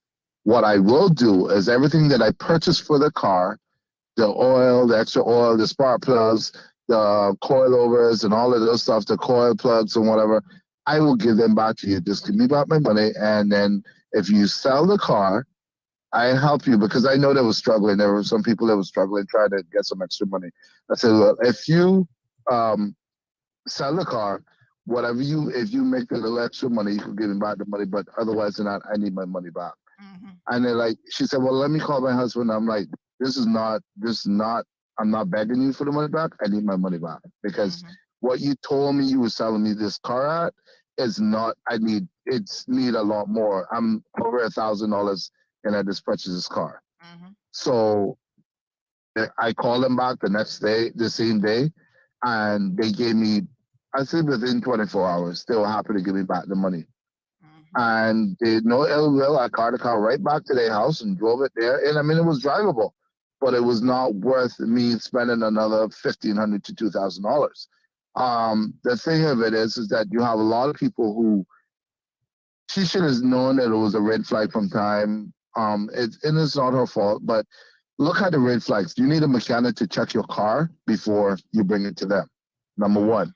Number two, you're bringing it at 10 o'clock at night. Another red flag, right? And number three, she get up in the morning and it's not working. Where is it he's going to spend that money within that night? Because you can't deposit it into the bank unless he purchased something else. The second thing is the gentleman that left, he left the car at the airport. You forget to say that he mentioned that he left it at the airport. Where did he park? In the parking lot? Apparently. How much did they have to pay? Yeah, I was thinking of this as well, because that means now that they've accrued airport fees for God knows how long. So I don't know I don't know if it was long-term, short-term parking. I don't know where he left it. But listen to what somebody else has said. Somebody else says, morning, Miss Sandy. So the car was found. The Uncle Winston had all of his things in the car, including his passport. So maybe the con artist just gone with that Cayman passport too. You can imagine. So this guy was also taking advantage of his elderly uncle, who, in my opinion, was allowing it for a long time, because the uncle now, he might be old now, but he wasn't always old and naive, and he's allowed his nephew to take advantage of him. And he was doing a lot of his shenanigans in the name of the uncle's company. Well, so apparently the uncle should now, uncle, contact the company. He didn't leave the keys or anything. So of course they will now have to go to the expense of trying to rekey the vehicles, I suppose. I don't know how easy a task that is, depending on the vehicle. If it's a key fob, it's not that hard to reprogram a key fob. If it's a key fob, it depends on the vehicle, honey child. Yeah, that's true. That's true. That's true. Tell you what, you lose a Mercedes key fob and you're in trouble. And how dare you did not tell me you were selling your BMW? It was a Mercedes, not a BMW. Mercedes, whatever, your Mercedes, you didn't tell me you were selling it. But anyways. It was on mine, honey child. I did not see it. You did not have it on my road for sale. Yes, I did. I was going to just ask you if you can read my road. One nice English guy bought it. Got a good deal too. He's happy with it. Included that beautiful 3-cam dash cam and all. You know what? If I see it, I go and take the dash cam out. I'm not serious. But no, the thing of it is, a lot of people are selling cars nowadays, and you got guys, ladies, you have to be careful. Yes. Of purchasing vehicles, because people are. I could almost say, if you think about it, if you're here during a hurricane, even when vehicles were being purchased, right? You have to look at it that way. People are just buying these vehicles, and just because you see vehicles come from Japan and they say, "Oh, but we're bringing these vehicles in from Japan," don't always trust that, because I've seen people bring vehicles in from Japan and they only fix them up to get on the ship, and then when they get here, it's a whole new problem. And you have to get people to go through your vehicle, spend that extra dollar, and if you decide to purchase that vehicle, deduct that money from the purchase. Right? Listen, if someone's going to sell me a vehicle from now on, they have to see I have to see that a mechanic went through that vehicle. I have to see the receipts of those mechanics and what the diagnostic. If you go to a place, if I'm going to sell a vehicle, I'm going to go to a place and get a diagnostic check on the vehicle. I'm going to purchase that. If I come to you, Miss Sandy, of course, I'm going to show you, I got this done last week. This is a diagnostic check. This is what it needs. I went to, I guess, Parker's, or I went to Vamp, or whatever, and these are the prices. This is the price that I got. This is the estimate, and this was the charge. I will deduct this if you decide to purchase the vehicle, or I could get it fixed, and this is what I will sell the vehicle at. Plain and simple.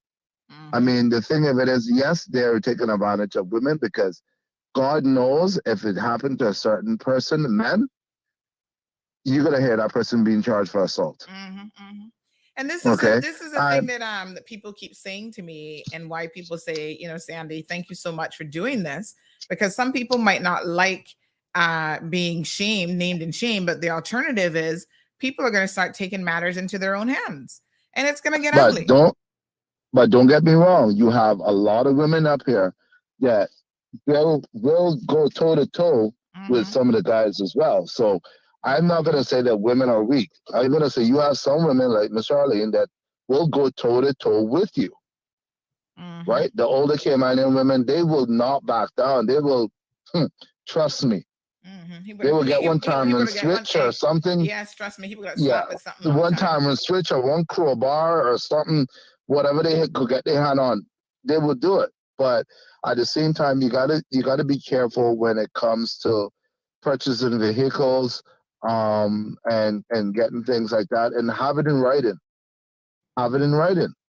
Even if you have a 30-day warranty on the vehicle, right? But not an out-of-sight warranty, because I purchased a vehicle from a gentleman.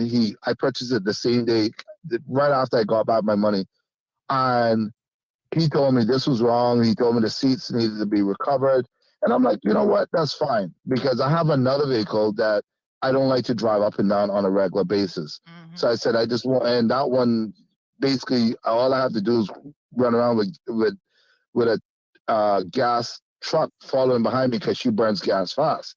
So I said, I need a everyday vehicle that I could run up and down. He said, well, the seats need to be recovered. I'm like, fine. I went to someone that said, how much you charge me to cover the seats? He said, well, $150. I'm like, all right, cool, no problem. And I purchased a vehicle so fast from him that when he came to the bike and looked at it, I looked at it and I drove it around before he brought it to me, and he said, yeah, this is the vehicle. I gave him the money right out the bat.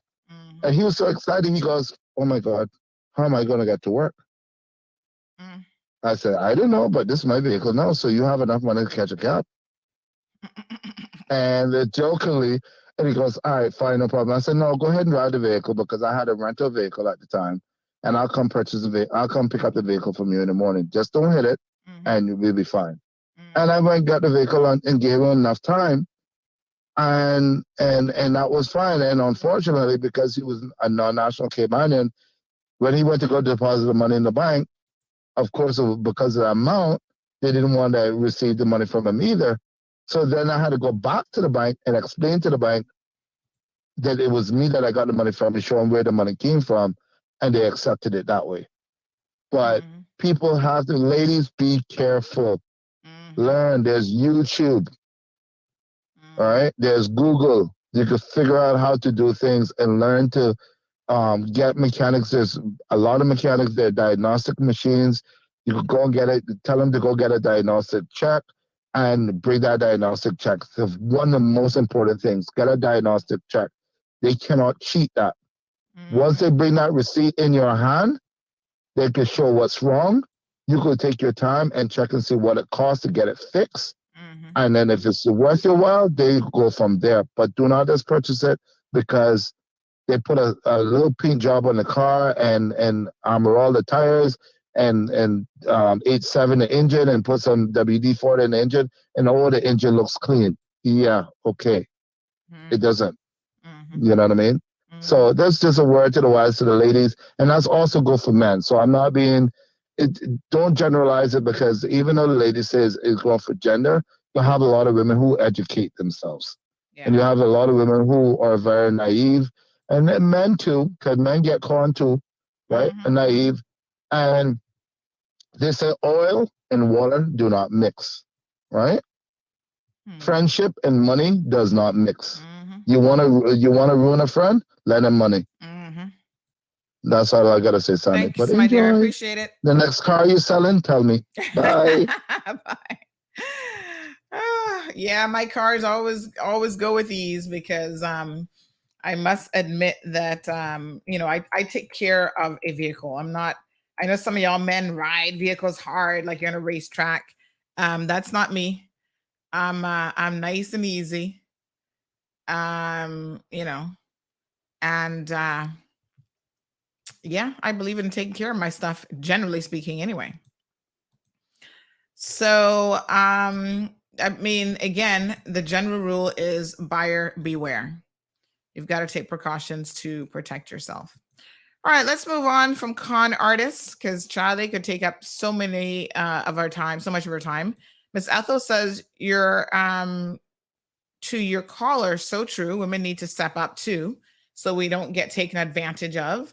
And it's unfortunate, but a lot of whether it's house repairs or vehicle repairs, like there's certain things that women may not, and this is a generalization, but women may not know a lot about. And so when those things happen, here comes men trying to take advantage of them. Can I tell y'all a story about when somebody took advantage of me a couple of years ago? And I was really surprised. One of my own Caymanians did this, but I had a crack in my ceiling. I'm trying to remember what happened.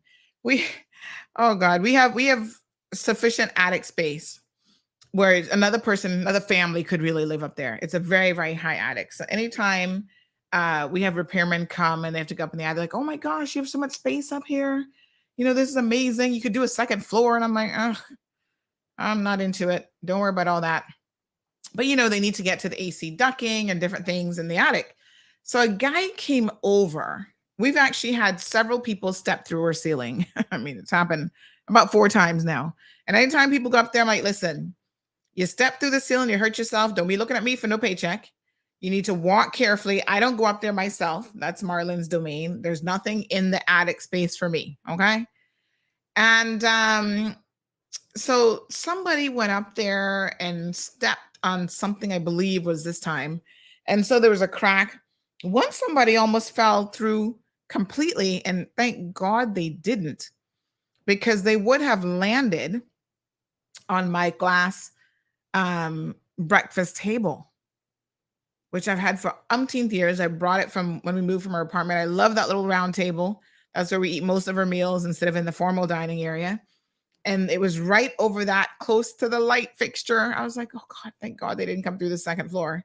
And they were all bruised up for a little bit too. And then we had a guy who stepped through. I think that might have been the AC guy. He stepped through in the laundry. We had a guy step into the closet. I mean, it's just, you got to be careful when you walk, like you walk on the beams.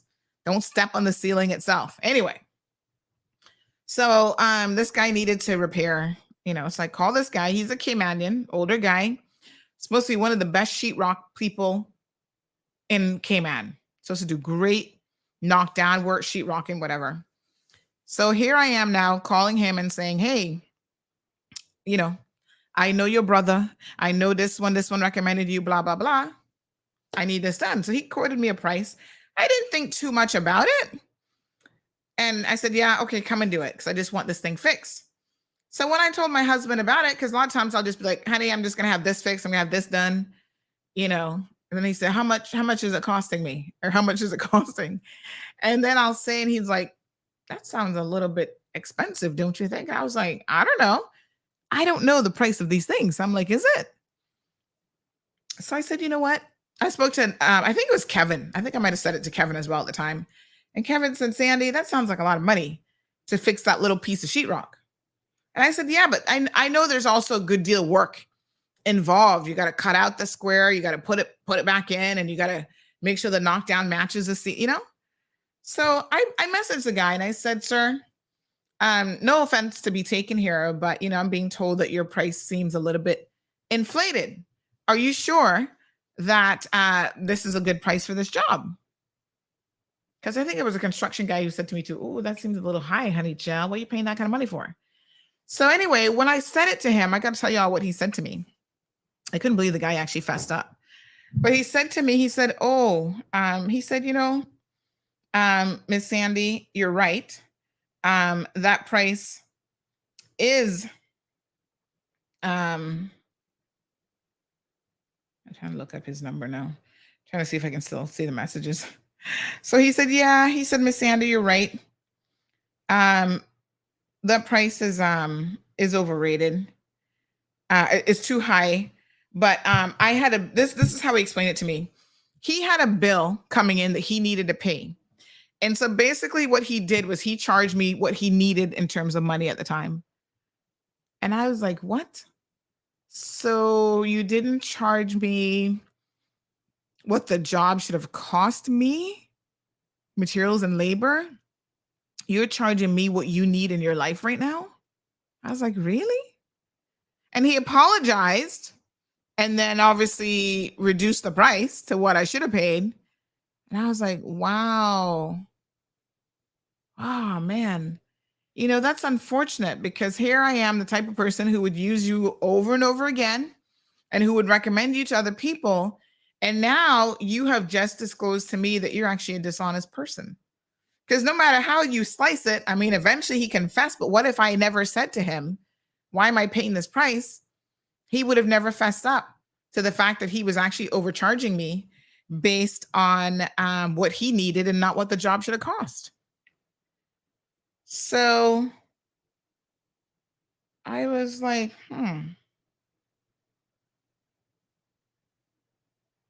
I see. I haven't used them since then. Because I don't care how highly recommended you come. If you can't be an honest person, then, you know, you can't really get my money because I work hard for my money. I work honestly for my money.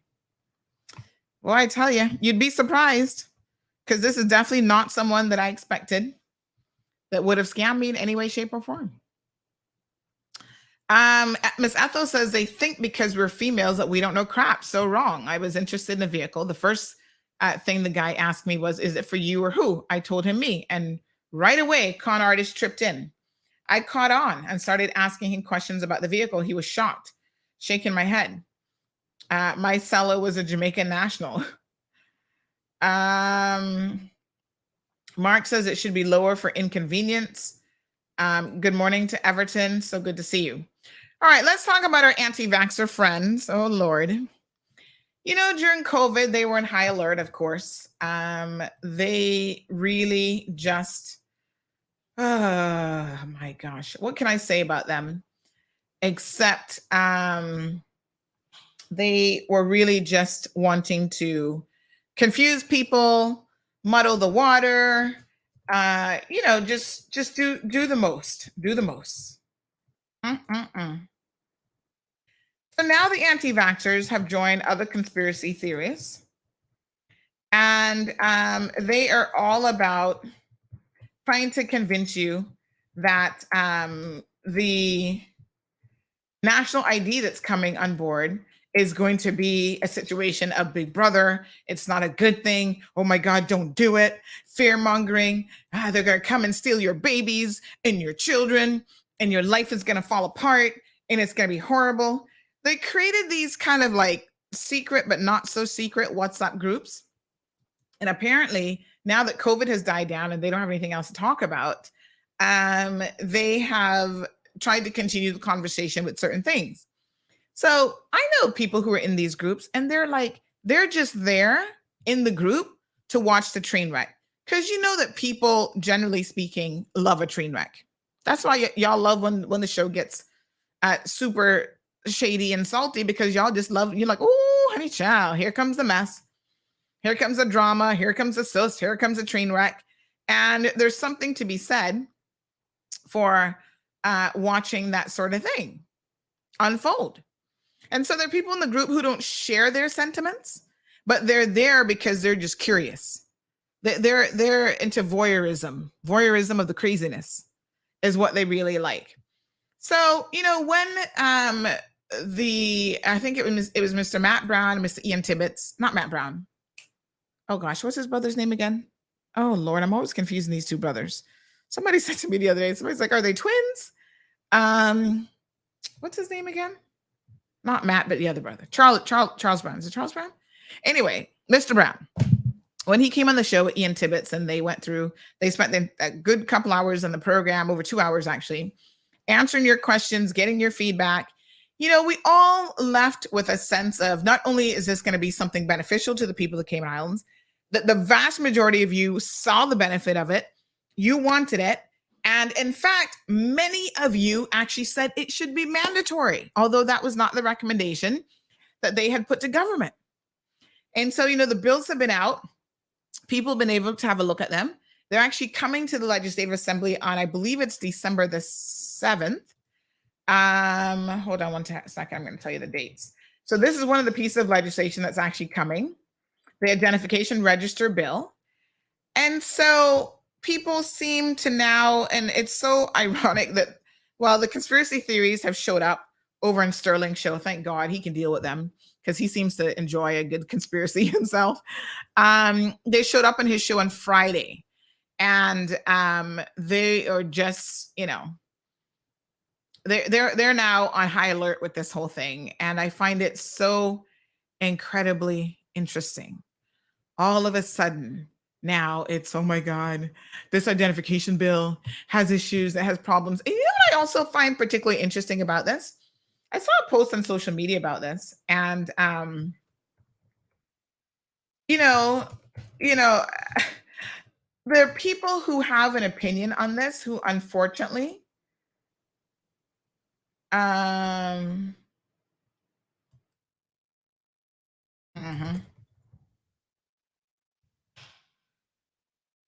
Yeah, so there are people who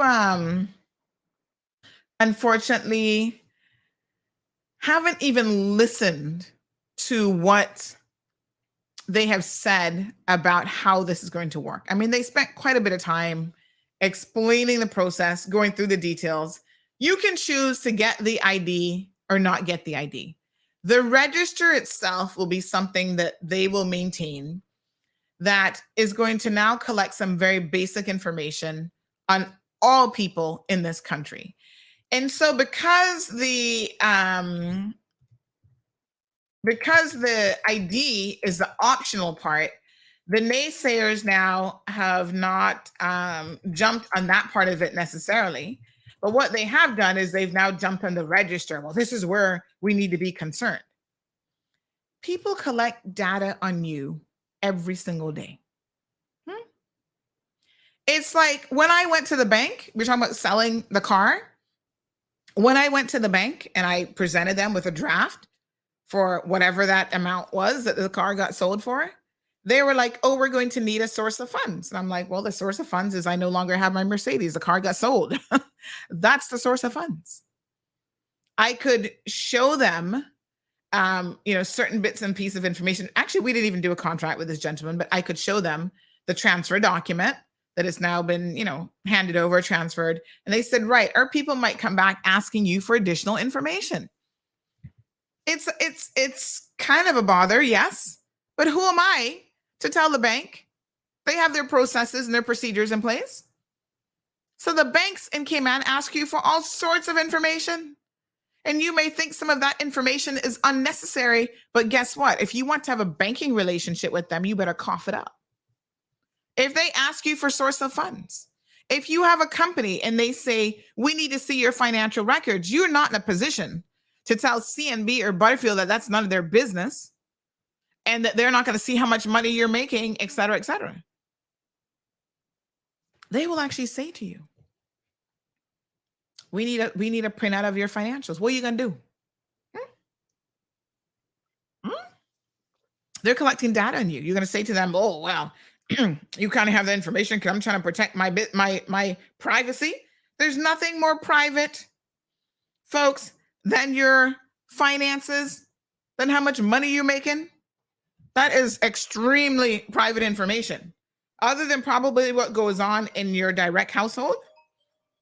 This flow again, Y'all need to stop having these people call me now. I done tell them this morning, don't call me. Good morning, Sandra speaking. Hello, good day. Yes, hi. Yes, this is O'Shane calling from Flow reaching out to Miss Sandra Hill. Yes, hi, O'Shane. Okay, but just for confirmation though, Miss Sandra, were you already contacted multiple times? Oh, God. Because of that repeated phone call? Yes, and I'm so sick and tired of it now. I'm like, what? I'm really beginning to wonder why y'all keep calling me because there's no issue in this bill. I myself, I'm wondering the same thing because you have no bank. And I'm from the collections team, and usually why a customer would get a call is when they have a owing balance for us to assist them with. But that's not the case for your account. And this is the second call this morning, right? Here's the thing. This morning. This is the second call. What was happening over the last 2 weeks, the calls kept getting disconnected. So every time I would attempt to answer it, the call would drop. So this is the first time this morning that it hasn't dropped, right? Now I have a morning show every single morning, and you guys always seem to call during the morning show. So I'm actually answering you on air this morning, and you're the second person. This doesn't really look good for Flo. So I really want, she said she was going to put something in the system because it's automated. I don't care who's telling y'all to call me. Please change the automation and stop calling. Not that I don't appreciate talking to somebody at a call center, but I have more important things to do. Yes? So what I'm going to do is send it over back to my supervisor again, Yes. because I indeed see in the agent that you spoke with this morning reported it already. Yeah. And here, you're still getting I know. My God. All right, my dear. Fix it in the name of Jesus. Once again, though. All right. Thanks, dear. All right. Mark said that's free advertising for Flo. I don't know, but please, Jesus, fix it because I can't take no more phone calls. I mean, it is multiple times. That's like what, 2 phone calls in an hour? Damn. Imagine those of you who actually do owe them money. I guess they call y'all and make sure you pay. Anyway, let's move on. But yeah, so what was I saying? Lord Jesus, I can't even remember now.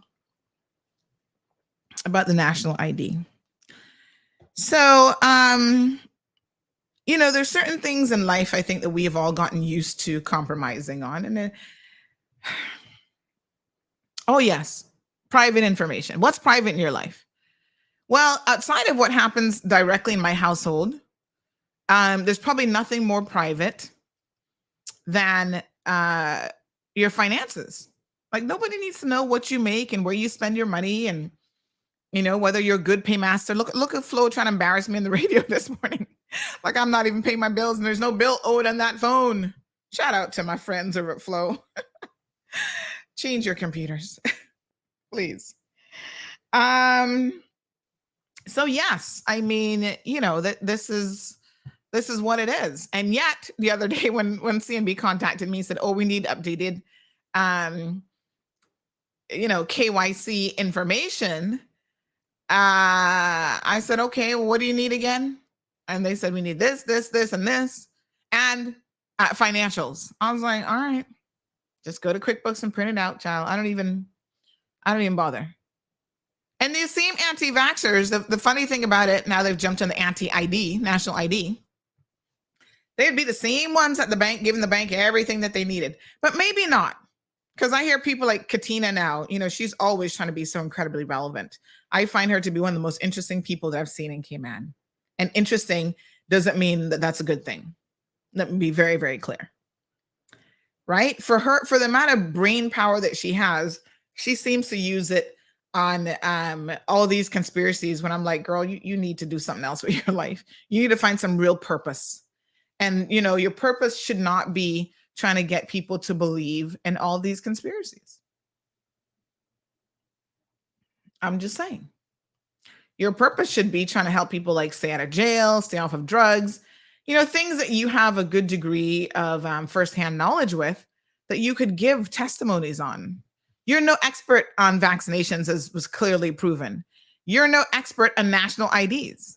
And the thing that is shocking to me is that national IDs are something that have been around, as we said during our program when the guests were on, 40, 50 years in other jurisdictions. And we're finally getting with the times, right? And now we think, OMG, the government is trying to do us in. Okay. Turn down, dial down the crazy, and let's logically talk about this. What is the fear? I saw a post on Facebook and I was a bit surprised at this. And I think that sometimes people just say things out of a position of just not knowing. But instead of them asking the questions, listening to the interviews, paying attention, they instead just want to jump to conclusions and post something. And then what they post just doesn't make any sense because it's inaccurate. It is based on misinformation. You're entitled to your opinion. And we say this all the time on this program. You are entitled to your opinions, but you're not entitled to make things up factually. Okay?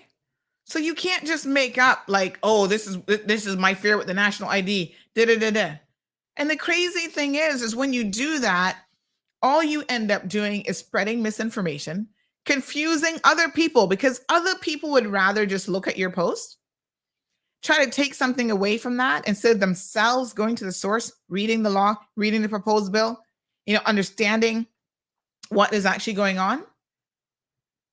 They will just take your post as gospel. Well, Diane said this. Samantha said this. So they must know what's going on. What makes Diane or Samantha or Katina an expert on these things that they wish to speak about?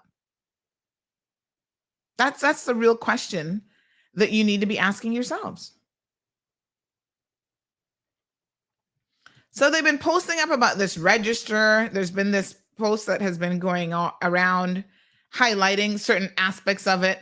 I thought it was so funny that whoever decided to highlight this had to put it in multiple colors. It's like the rainbow of highlighting a text. So let me show this to you guys. This is what is in circulation. And I want you guys to know what's out there so that you can be aware, right? So apparently the issue is with the establishment of the identification register. And see how they've used a green highlighter, pink highlighter, purple highlighter, yellow highlighter. And I'm like, what is the issue? They're highlighting it for what purpose? Okay. So one section, they have civil partner highlighted in pink. Okay. Why? I don't even understand the purpose of all the highlighting. Obviously, it doesn't have any notations that go with it. But they are doing things and saying things like, oh, well, do we want the government to be keeping a national ID register on us? Hello. Pay very close attention now. News alert. The government keeps all sorts of information on you as it is. The registrar keeps your death, your birth certificates. Immigration has your immigration details, your photo. We're supposed to be getting a fingerprinting system. Oh, no, we can't get that yet.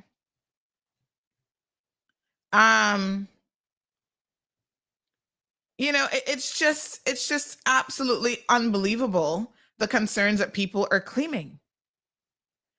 So it says, person said, oh, we've been advised that it's voluntary. However, the proposed legislation says shall.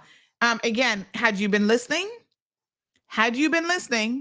And we can play the interview again. I can give you guys the link. To get the ID, to opt in to the ID system is voluntary. It never said that the identification register is voluntary. So now there's this post about, oh, they're saying it shall be. Doesn't sound voluntary to me. You know what? That's because you haven't been paying attention. Had you paid attention, you would know. And again, we can pull up the interview with Matt Brown. And as a matter of fact, it's a bit of a long interview. It's a couple hours. But you would have understood them to say that obtaining the ID is voluntary. You don't have to get the national ID. But the register, which is going to be a collation of information, and by the way, it's going to keep very basic information. This is the part that they don't want you to know. It's basically just keeping your name. Hold on, let me see if I can find it. 1 second. I'm going to look for this email. Just 1 second for me. Right? All of this information, it's not a whole lot of information, but it's very, very basic. So let me just see here if I can find it again. A national ID. We went through this in detail. We had the people on, and now the misinformation has begun. And of course, all of a sudden it's like, oh, well, it doesn't sound voluntary to me. It's like, you clearly need to read. Even if you don't want to read, watch the video, pay attention, because that is not what it, I find it difficult when people simply refuse to pay attention to what's happening. let me see if I can find what was sent out again on this. And this again, all covered in interview that we did, all covered in their press releases. All you have to do is simply pay attention. They have said you don't have to get the ID if you don't want to get it. That's on you. Okay? But their collection of the information is going to be part of what they have to do in order to have the ID system work for those who opt in to obtaining the ID. Let me just still trying to find this email. So, now we're trying to make a mountain out of a molehill. And there are people who are like, oh, I have concerns about this national ID. Oh my God, no, don't do it. They're gonna, I'm just like, what? All right, here we are. Let me pull up this PDF document, which again, we had from when we did this back last month, well over a month ago. All of a sudden now they've had an epiphany about, oh my God, I'm concerned because the likes of Katina, legal eagle, expert here, is going to tell me and read law and tell me how this really works. Let me see here. Okay. This is let's increase the size. Identification register, bill, and Cayman Islands identification card. Tells you the back details of it, right? The identification register, which is going to be data held on the register, and identity facts will apply to all entities in the register, and this information that they're going to maintain: full name, date of birth, nationality, sex, immigration status, and identification code. Tell me something. How many of y'all think the government doesn't have that information on you already? Really? Pretty sure that they do. What this identification register is seeking to do is to have it in a centralized location that then will be tied in to the national ID card for those people who hope to get the card. And most of you see the benefits of the card. So the column on the left is what it will have. So that's all entries. So every single person, once you're entered, it's going to have that information. The related facts on the right can be included on the register as needed by the individual. So if I want to put my height, my eye color, date of death, well, I suppose I wouldn't be putting it in for myself, place of birth, ID codes of parents, physical signature, photograph, those are things that you can choose to put in or not. So, Katina, you don't want your information there? Don't put it in. All right, you don't want us to know you're 5'7". Okay, fine. You don't want us to know your eye color. You don't want us to have a photograph of you. Okay. You can choose to not put that information in. You can opt out. Right? It's just unbelievable. The concept that we might now be on the verge of really trying to, I had to laugh with certain people, especially out of West Bay, which has the most common names in Cayman, Ebankses and whatever. And, some of them have almost the exact same name and you don't even know which person is which. They should see the benefit of this, except, the criminals don't want you to they love being mixed up with law-abiding people, to be quite frank. Because then when they first go and arrest somebody, they're arresting the wrong person. They need to tone down the madness. Like there's something else that really is going on in 2020, 2021, 2022. Everybody wants to be an expert. Everybody wants to say no to every single thing that government is trying to do. In fact, there is a term called C.A.V.E, and it means Caymanians against virtually everything. And not just Caymanians, we should just broaden it to citizens and people against just about everything. Good morning, caller. Welcome to the program. Good morning. Hi. Oh, okay. Yes, I wanted to just mention a couple things about national ID. You know, people can be cavalier about what they want and what they don't want in terms of identification when things are good. However, when people get on hard times or God forbid you should have a bad hurricane again and all your documentation gets destroyed and all that, it is good to have a number that you, like many countries have social security numbers. Yes. And you in the US of A, if you want to go and get a job, the first thing they ask you, what's your social security number? Because that identifies you and it identifies your age and where you're from and all that. And I do believe that by and large, people that have nothing to fear from unfair persecution or anything like that should be in favor of having a national ID, because it can help you in so many ways. It can make transactions much faster, much easier, because you can positively identify yourself. And it just goes with you your whole entire life when it comes time for you to get benefits of any kind, especially in Cayman, even with a lot of seafarers, etc. It is very easy if you have a system by which you can positively identify who the person is that's standing in front of your desk and is asking for something. It is that much quicker. You have that many fewer steps to go through to positively identify that the person you're dealing with is bona fide. Yes. And, you know, just last week, I was saying that there's an elderly lady who, you know, is a stroke victim. And so even the bank were asking her for ID to verify some instructions that she had sent. She provided a driver's license that expired. She cannot get a new driver's license because obviously she can't pass a driver's test. She's bedridden. She's had a stroke. She doesn't have a passport. She doesn't travel. What other ID will she have to give them? Exactly. You know, and people don't think about these things and how useful something like a national ID system can be. Now, caller, I know that originally you're not from the Cayman Islands. Did your original country of origin have a national ID? Yes. As a matter of fact, I still have it, and you can get it whenever you renew a passport. For instance, you can tick a box, say you want a new national ID. Of course, when I was growing up in Switzerland, there was also the compulsory military service at the time.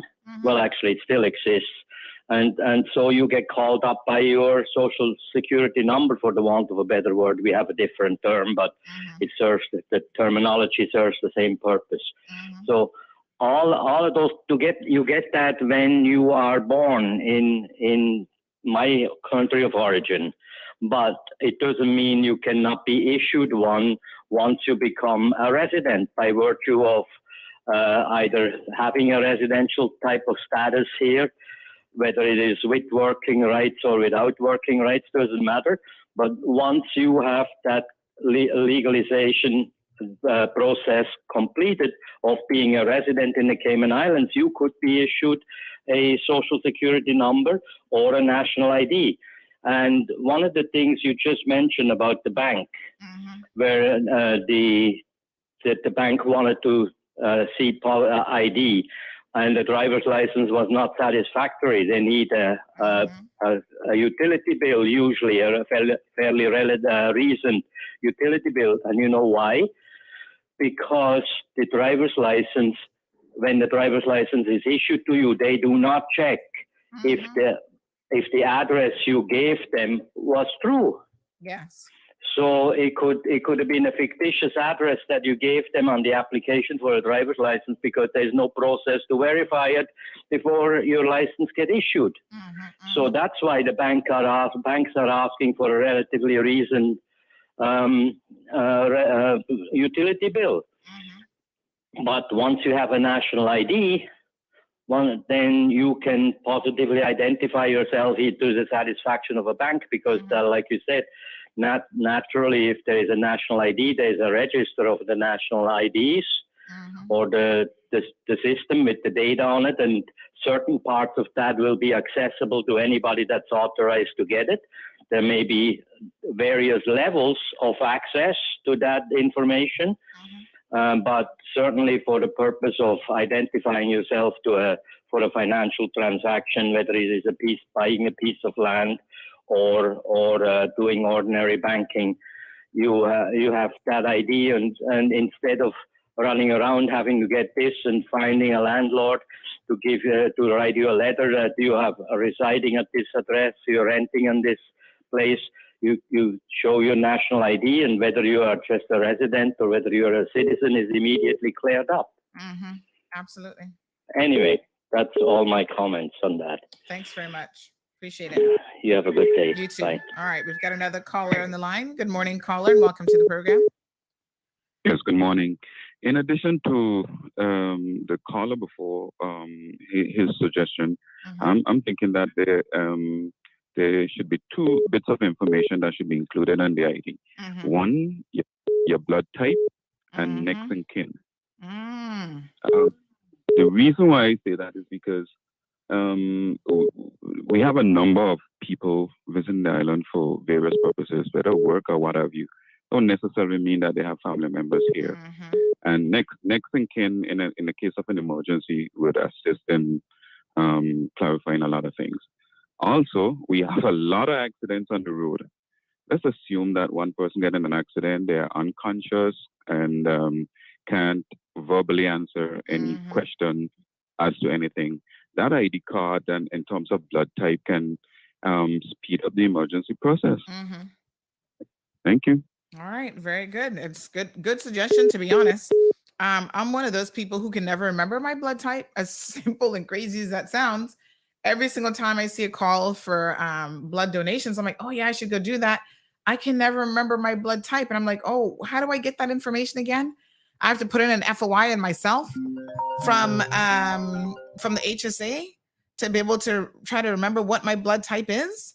I mean, there is a bit of information that would be very useful for all of us to even have on ourselves. Good morning, caller. Welcome to the program. Good morning, Sandy. Once again, quick question for you.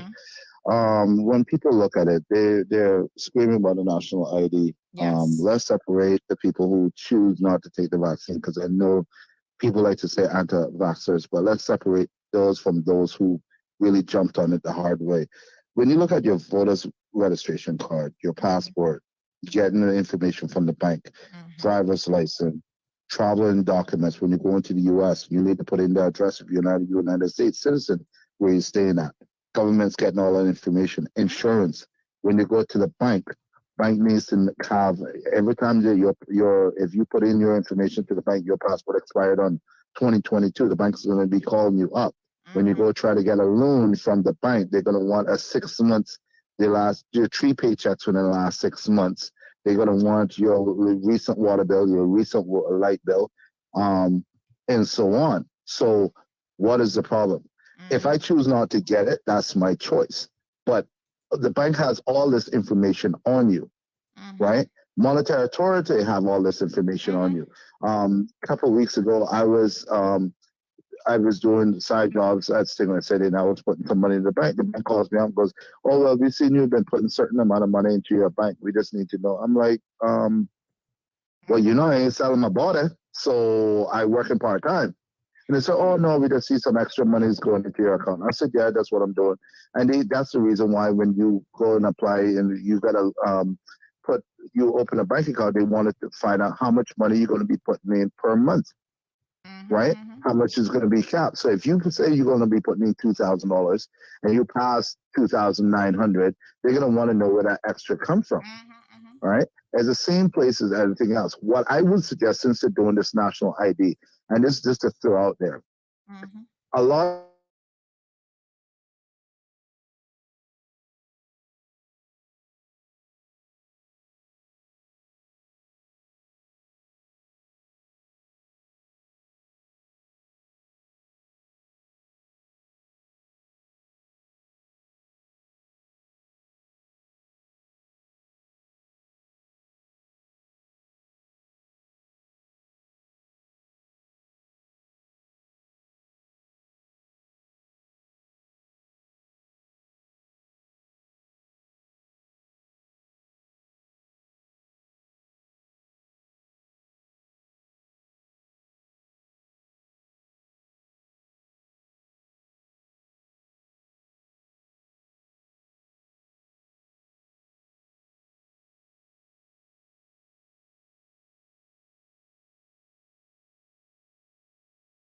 All right, folks. My apologies. The computer crashed again. Hold on. Let me get back on radio. 1 second. No, man. I'm frustrated. All right, folks. We should be back. I can't tell you what's going on except the computer literally just crashed again.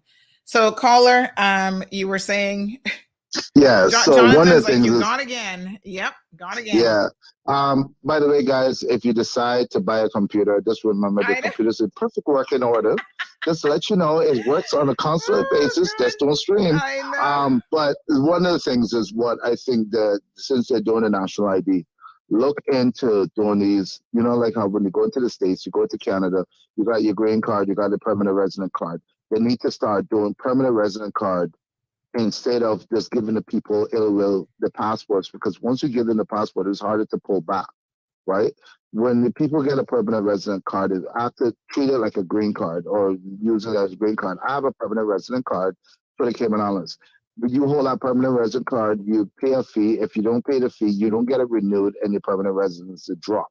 Because there's a lot of people on this island that owes PR money and cannot get it paid. Right. So if you still coming in, oh, I'm a Cayman, and I don't remember seeing you growing up. I don't see you down by Patterson growing up or down by Juniors. But anyway, at the end of the day, when you look at it and you give them a PR card, you have to pay a certain fee to get that renewal. Once you do that, when you go get a renewal, they do a whole background check and make sure you didn't get no criminal offenses. You're not there for conning people. You don't have no traffic violations, whatever, because any certain laws will stop you from getting your resident card, right? Or getting your residency. So I think what they should do is, including the national ID, is to try to come out with this permanent resident card. So when you come into Cayman, you have a permanent resident. If that is not renewed, it is nil and void. It's no more good. Okay, you might have I'm a permanent resident. You come and look at it, goes, no, this is expired. This ain't worth crap. I'm sorry, but you're a permanent resident, and that's value for money. That's where people, we as taxpayers because we are taxpayers, will have value for dollar. Government can't say that they're not getting any money because you have 15 or 20,000 natural Caymanians, and then you have everybody else that has PR and go, well, I got to keep my passport and throw that around like a $2 bill. Yeah. Right? And that's one of the things. Yes. So, I mean, like I said, we have all these entities that you cannot go around without being checked. I mean, your driver's license, like I said, your voter's right, all of these stuff are government people. Government knows it. Government wants to know. And matter of fact, your new passport, it has a biometric chip in it, for God's sakes. Yep. So you have to get your new passport done in the UK. They didn't do the passports in Cayman anymore. Yep. Okay, so and again, what are you talking about? When they request all that information from you, who your mama is, who your dad is, you can tell the UK government they can't have it. And you don't know what they're doing with it. You don't know what database they're storing that information in. You're not getting my information. You don't know who my mom and dad is. No, you have to put that down. Of course. Even if they passed away or they're deceased, you need to put that down. Listen to me. To pay child support in this country, the court will order a DNA test. You claiming that he's the father? This isn't a Jerry Springer episode. We need to know exactly who the daddy is. And so they will say, oh, right, you want him to pay child support? You have to subject him to subject the child, yourself, and him to DNA tests. How much more personal can you get than ask me for my very DNA? And then on top of that, when you ask for the DNA test, you need to give them all information, everything of your background and who you're for and this and that, for them to send that money to you as well. Yep. All right. Leave me there, caller. So, all right, not a worse. Thanks very much. Jonathan says government will make it mandatory to have the national ID to buy gas and enter restaurants, supermarkets, etc. Not now, but give it 5 to 10 years from now. Okay. He says in Cuba, you need your passport to buy gas and groceries. Well, I hate to tell y'all this isn't Cuba, but I'm sure Cuba probably has a reason why that's the case. He says, what's to stop our government from doing the same thing? Well, because we're not a communist country.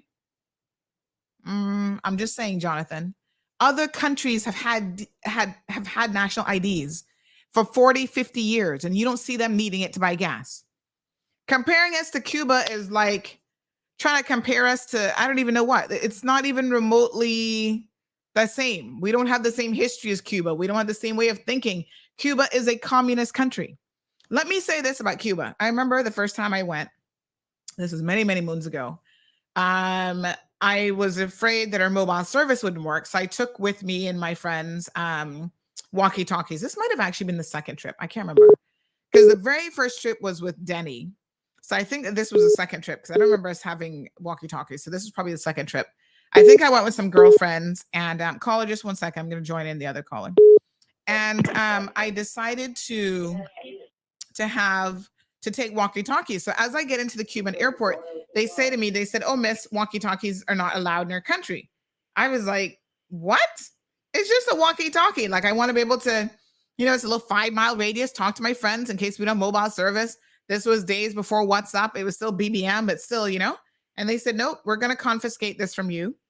And when you leave the country, we may give it back. And I was like, okay, again, you ain't going to be questioning the Cuban government about what they're doing. So when I went into the room where they confiscate and put all the stuff at the airport, I was shocked at what I saw the Cuban government have confiscated. Everything from video games, they confiscated all sorts of stuff. But guess what? When you walk into a communist country and they say, you have to give us these walkie-talkies, this is against our rules and regulations, you just toe the line. You don't have the ability to be arguing with these people about what you're going to do and what you're not going to do unless you want to turn back on the plane and leave. Right? So, for me, I just find again, this C.A.V.E group where they complain about everything under the sun without any real understanding of it, without any real merit, really starts to just grind on my last nerve. All right, we got 2 callers on the line. Call number 1, Miss Charlene, you're up first. Yes, you may complain, but there may be a hyper price to pay for the complaint. So no such thing as you can't complain. Yes. I get it, and I guess now that everybody feels like they have a platform, this is the other downside of, it has an upside and a downside of the technology that we have available to us. Everybody can jump on and have a webinar, a Zoom session, everybody can get a YouTube channel, can do a show on Facebook. So everyone now thinks that they're an expert. And this is where, just because, like I said, you have an opinion, doesn't mean that your opinion is valid or not valid, or it's based on facts or not based on facts. And that's the difference. They share their opinion as though it's factual. I tell you, this is an opinion-based show. You don't have to agree with my opinion. You don't even have to like my opinion. And then you just change the dial. That's the freedom that you have, right? I am not an expert on anything. I'm not telling you I'm an expert on anything. I'm a person who likes to learn. I listen to people. I research. I look things up. And I try to educate myself, and I will concede to people who are actually the experts. You couldn't see me jump in a cockpit and be like, oh, I'm going to go fly this plane because I think I'm an expert on, the 777s or whatever. Come on, folks. People who had an opinion and were trying to give you facts about even the COVID, the different vaccines and stuff, even some physicians were getting it wrong. They were not understanding what they were reading. And to me, that's shocking because you think, oh, they're medically trained, but it wasn't really a question of being medically trained. It's like they already have this preconceived notion in their head that they're against this vaccine, right? Because they don't want to understand it. And so then when they looked at even the documentation, the emergency use documentation, they were claiming that the emergency use documentation hadn't authorized Pfizer to actually go. It was just ridiculous. And then when I read it, I'm like, what am I missing here? Because I'm reading this documentation. They were claiming, oh, they got it from FDA sources and blah, blah. It was a publicly available document. I'm reading it and I'm not seeing what they're seeing. And it had nothing to do with their medical training. It is that in your brain, you already have a preconceived notion that's going to alter what you even understand from reading. And to me, that is shocking that people can be so blinded by what they want to believe versus what is actually happening. Anyway, thank you, caller. Could I just? Yes, ma'am. No, you know what I called about. The last caller, the gentleman there, I think I recognize his voice. But he stole my heart when he started talking about Shaden Road, blah blah blah.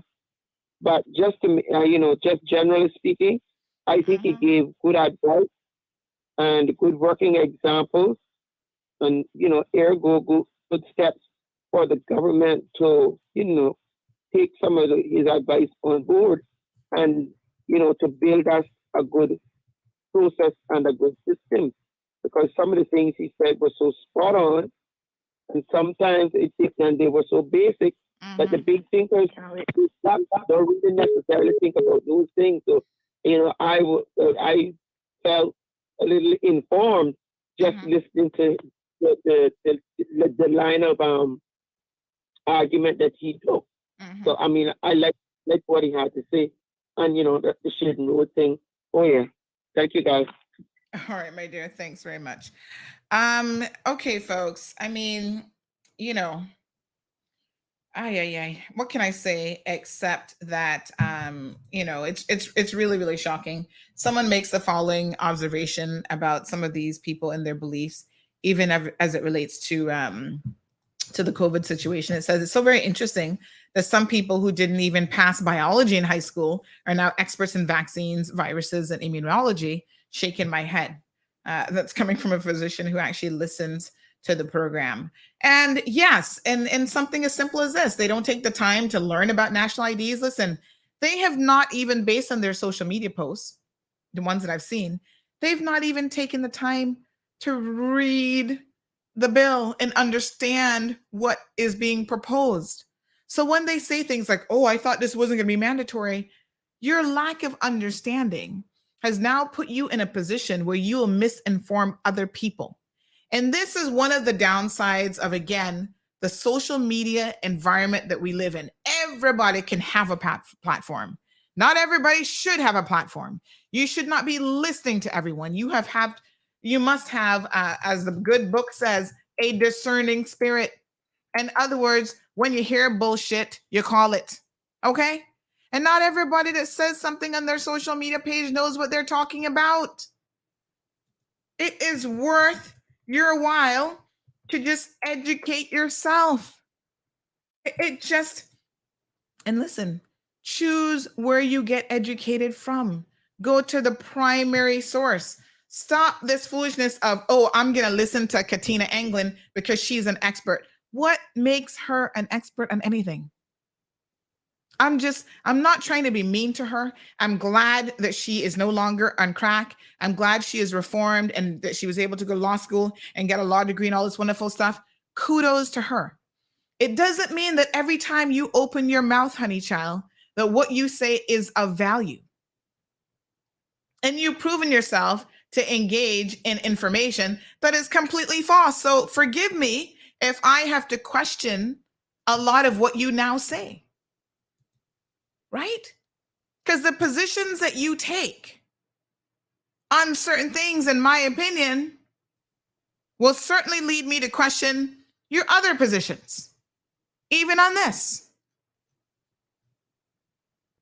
You go and highlight the first page of the National Register bill that is going before the House, and all of a sudden you highlight every other word. Like I said, I don't even understand the point of highlighting all of those things because there's no notations to go with it. But you have an issue with what? You've got child highlighted in yellow, so you have an issue with child. You've got civil partner. Well, we know she has a big issue with civil partnerships already, right? This is the same woman, mind you, that when the court said you have got to provide the legal aid office with documentation because you claim you have an NPO, a nonprofit, and yes, you have to provide them with information on your nonprofit and bank account statements so they can see what it's for. She was not even able to tell the bank, right? Where this information, well, this deposit, just says donation. And even the legal aid officer was like, yes, but donation, you claim you set up this account for the purposes of of doing a legal aid fund and whatever. And now you're claiming, no, it was for some other purpose. It was for education, whatever. Let's see the transactions. Did the people even know that that's what they were donating for? Did they make a notation on there that this is what they're donating for? No. Right? So it's just, folks, all I'm trying to tell you is who you get your information from is really, really important. Ms. Dorothy says, I'm a US citizen and I got my ID. Listen, when I lived in the United States of America, I was not a citizen. I lived there as a student. You had to get a social security card. This was not optional. I didn't have a choice like, oh, I'd rather not have a social security number, please, because now I know you're going to use that social security number for the rest of my life to track me. The jobs that I hold, my credit, everything that I do. I go rent an apartment and they want your social security number. I go sign up for the phone plan. AT&T wants my social security number. I'm telling y'all that I use that social security number so much during the time that I lived in the States, that I have now lived longer outside of the United States than I lived in the United States.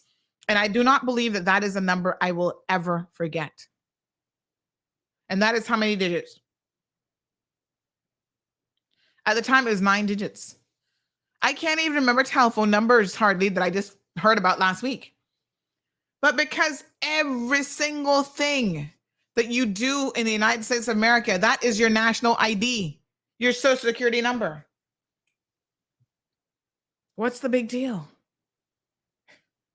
Mark says, Sandy, a pilot. I pray to see that. No, honey child, because I am the first person to concede when I don't know something. Right? I'm not an expert. That's why I bring the experts on the program. Let's hear it from them. Let's put them to the test. Let's ask them questions.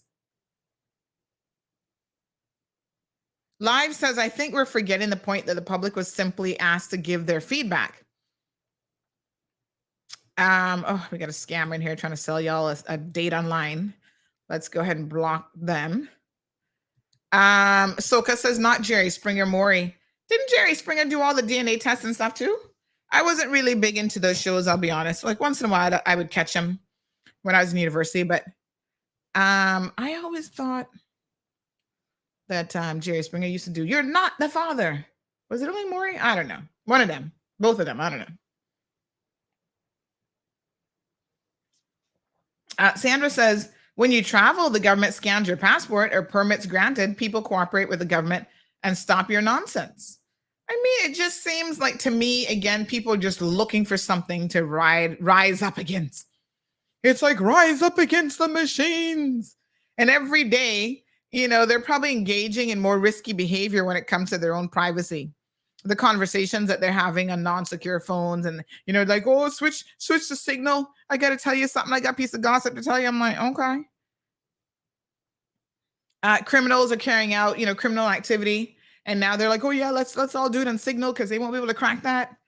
It's just like, you know, when people say to me, oh, the police are you know, they have your phone tapped. I'm like, good. Let's talk about something real sexy now. Let's have a real sexy conversation. Let's give them something to get excited about, whoever's listening to this phone call. Nobody ain't got no time to be sitting down listening to me because I ain't got nothing to say. If I have something that important to say with somebody, I will sit down and meet them in person. Right? I mean, let's just be honest, you know? Everton says, I don't see the big deal about getting the national ID. Many years ago, you could travel throughout the United States and you would not need to show no form of ID. Do you have a national ID? Where is your driver's license? Well, again, not everybody has a driver's license. If you look at your driver's license, it has the main photo and then the back of it. It has a small folder with a biometric code on the front of it. You also have a small picture as well. You cannot go to the airport without him showing that, and they run into a scanner. And listen, remember Americans used to be able to travel as well on just an ID, like their voter's card and stuff. And then at one point they put in this thing with passports. And apparently I didn't know that so many Americans are so backwards and never even had a passport in their lives. And they're like, oh, well, I want to be able to take a cruise now into the Bahamas I want that $50 cruise special. And yes, all of a sudden they had to go get a passport because they've never gotten one before. They're like, oh, this is Big Brother. Big Brother wants all my information. I was like, Jesus. Y'all are special. Ingrid says, great idea for blood type. I think so too. And there would be very little information that I saw on that document that I would not voluntarily give them. That one, well, they never asked for weight. That's probably the only thing I might not give them. Could it be like, oh God, we didn't know Sandy was that fat. No wonder she's talking about losing 50 pounds. I probably wouldn't give my weight, but height, I'm 5'5". Eye color, dark brown. What else y'all want to know? What else y'all need to know? Marital status, married. What other personal information? Child, one baby daddy. Never been pregnant before the one. What else? What other personal information? That's going to be so earth-shattering. Oh my God. Finances, able to pay my bills. Flow. What else is on there that y'all think is so personal? Immigration status, Caymanian, born, multi-generational. They should put that on there too while they're at it.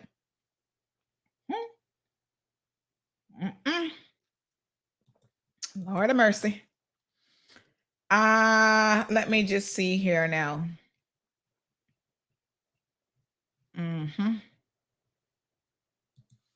What other information was on there that I was showing you guys? I can't remember now. Let me see. Where is it? I had it on my snipping tool. What else were they asking for? I don't even know.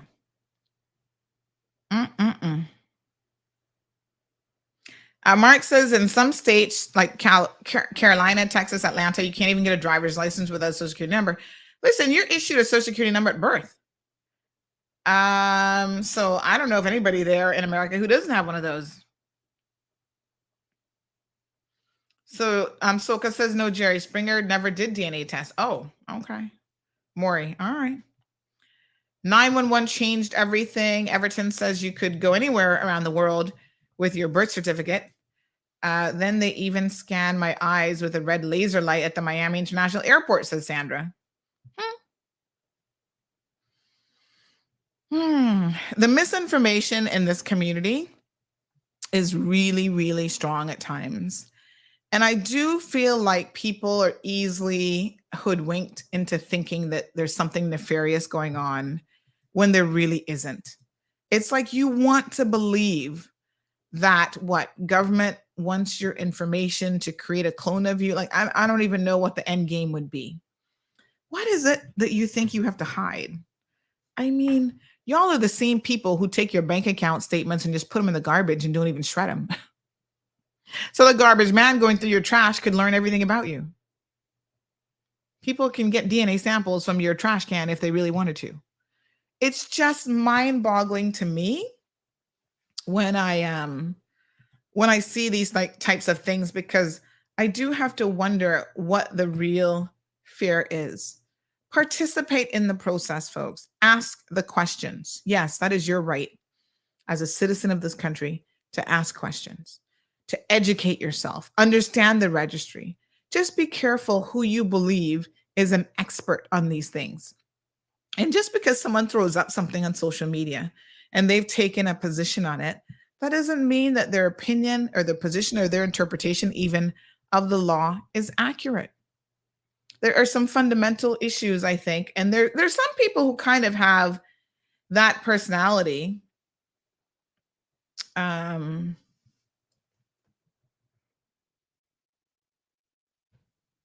are people who kind of have that personality anyway, where it's like they just want to believe that, somebody's out to get you, and, they don't really look at the evidence that speaks otherwise. So this person says, good morning. They should call themselves anti-anything and everything. The biggest tracker of anyone is your phone, and everybody got multiple of those. You're happy to use that 24/7. This person says Katina is just angry with the world after her failures, and it's not us that carried her down. Simple as that. She's fighting about everything that she needs to know that she will back up the wrong person soon. Well, she's fighting about everything, but she needs to know that she will buck up the wrong person soon. What a mess.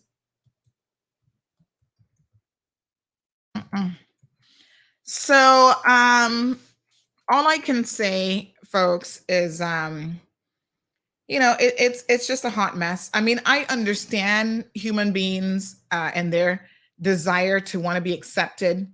Let's just be honest, she's not had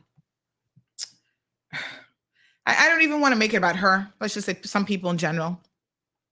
They've not accomplished what they wanted to accomplish in their minds in life. And so every opportunity they get to kind of put themselves in the forefront, like they want to identify themselves as, oh, I'm a community leader. I'm looking up for you. I'm the expert. You must listen to me. Really and truly, it's more about them than about you. They're looking for the attention in life, right? They want to stroke their ego. They want people to, oh yeah, girl, I heard you talking about this issue. Oh my God. And that makes them feel better. Okay. Makes them feel desired and wanted in a community of this size. I can tell you from personal experience, when you are just doing what you have to do and you're focused on your goals and you're not business of what people think, even when people have a negative opinion of you, it has no bearing on you whatsoever, right? You just continue doing what you're doing. This platform is a perfect example of that. People are like, oh, Sandy, you've come so far now. You got the ears of everybody.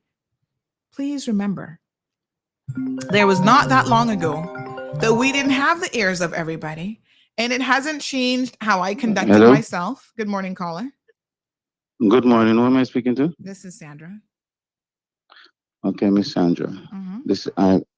You have put up an untrue statement about me in spite of me telling you what was the situation. And I'm asking you, please, to remove it, or I'm going to definitely sue for defamation of character. You are? Okay? Yes, I'm asking to remove it because it's an untrue statement. And what part is untrue? That Mr. Hugo threatening people with a lawsuit. Oh, Lord. He should know that one thing we're not afraid of around here is lawyers, honey Jill. Anyway, we'll put up all the screenshots. Let's get those up as well, since he wants to claim it's untrue.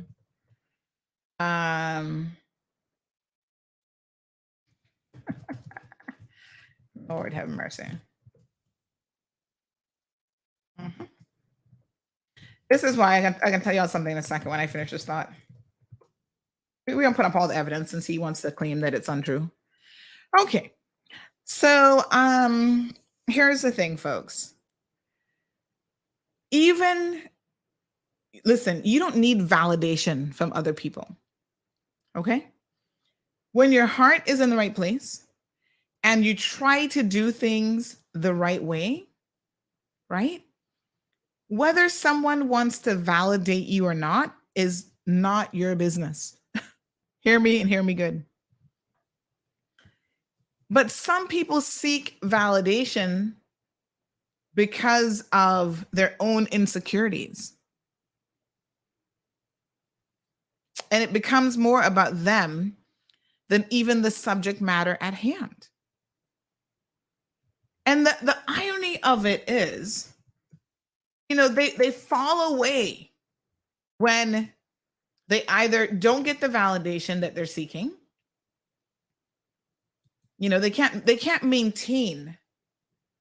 It's just one of those things where they cannot maintain the ongoing dialogue in a community. They claim that, they want to be the voice of the people and they're trying to do this and that and blah, blah, blah. Okay, that's fine. They can't maintain it because their heart and soul really isn't in the right place. It's all about show. Yeah. And to me, that's unfortunate, but that's on them. That's their choice. And not everyone that jumps on a radio jumps on social media, utilizes these platforms, is someone that has your best interests at heart. This is why you need to, again, have something called a discerning spirit. Pick apart the BS. Pick apart the people who are just the attention seekers, who are doing it for themselves. Right? In my life, I have personally moved away from certain individuals who were all about themselves because I could see it.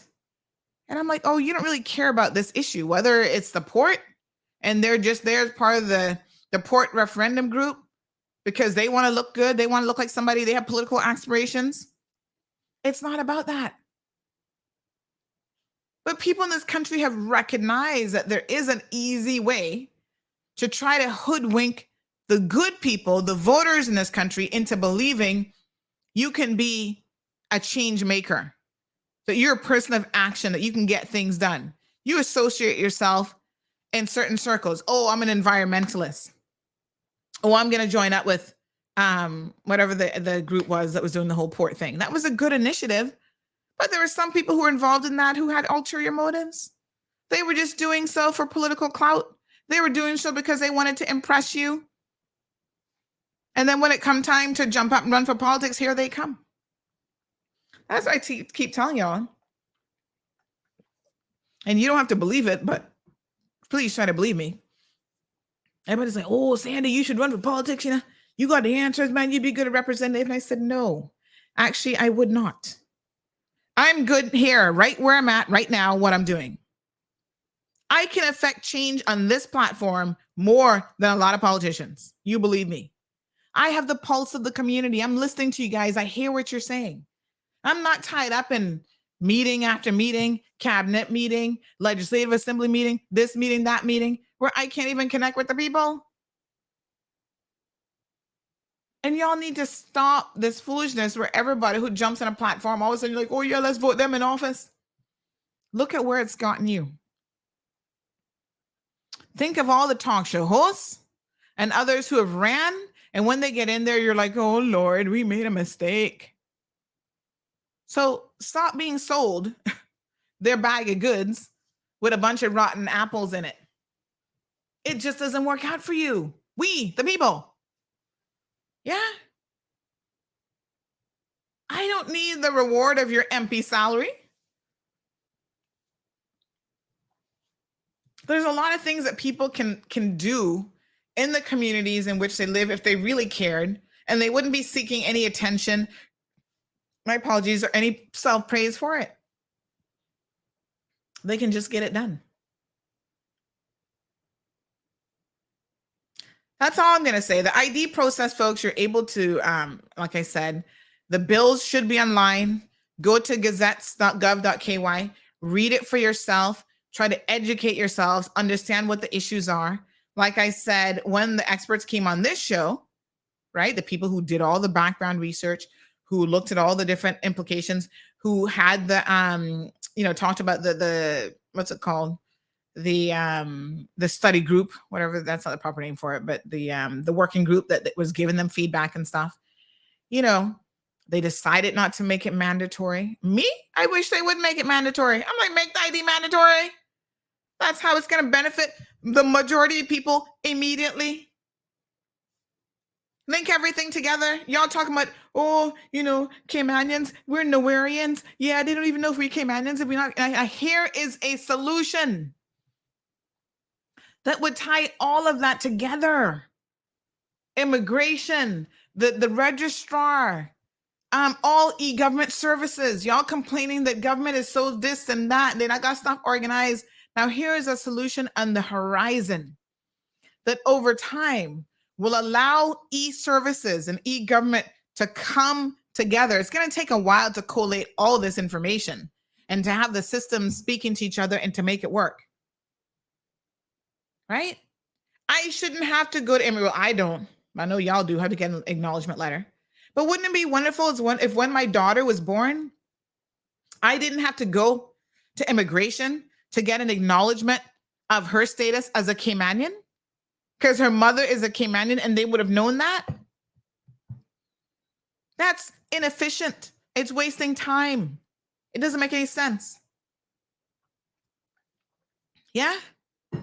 It makes you do a bunch of running up and down needlessly from one agency to the next.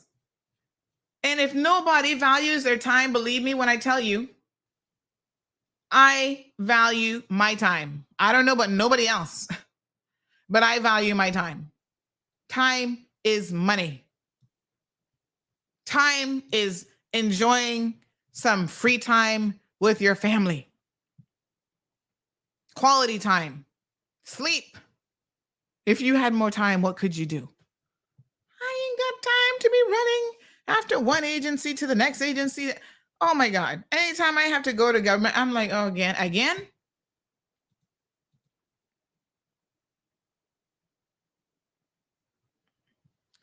Okay. I'll just leave that there with you folks. If you want to know more about it, maybe we need to have them back on again. I thought the 2+ hours that they were on was sufficient, but maybe we need to have them on again and we'll go through it again. And these politicians, let me say this about politicians really quickly. Some of y'all fly like you blow like the wind, right? 1 or 2 anti-vaxxers coming to you, anti-everything. Let's just call them anti-everything because it's not even about anti-vaxxers. They're anti-everything. All of a sudden they run to you, oh, this national ID. Blah, blah, blah. And then they got you all, your poor little mind so twisted and confused. One thing a politician should be is a person who can stand their ground. And I know we believe in democratic policies and then, democracy in general. But there are times when, as a politician, what some of the public is saying, and I know that this isn't a majority of people by any stretch of imagination, but they're always the loudest. So the most vocal people, right? They're jumping up and having something to say. Sometimes you have to, as Caymanians would say, you need to have some backative and just set these people straight with their foolishness. Don't always be so reactionary to your constituents. They jump up and come to you. Oh, did you hear this big cockroach about to take over the universe and it's coming in from outer space? Well, I know this government better try to do something about it, Because anyhow they make that cockroach invade this country. And then you an MP jump up. Well, we have to go and address these people with this cockroach theory. We got to tell them that we got some kind of nuclear gun that is going to beam a laser and kill that cockroach before it even come to Cayman. You just as silly as them.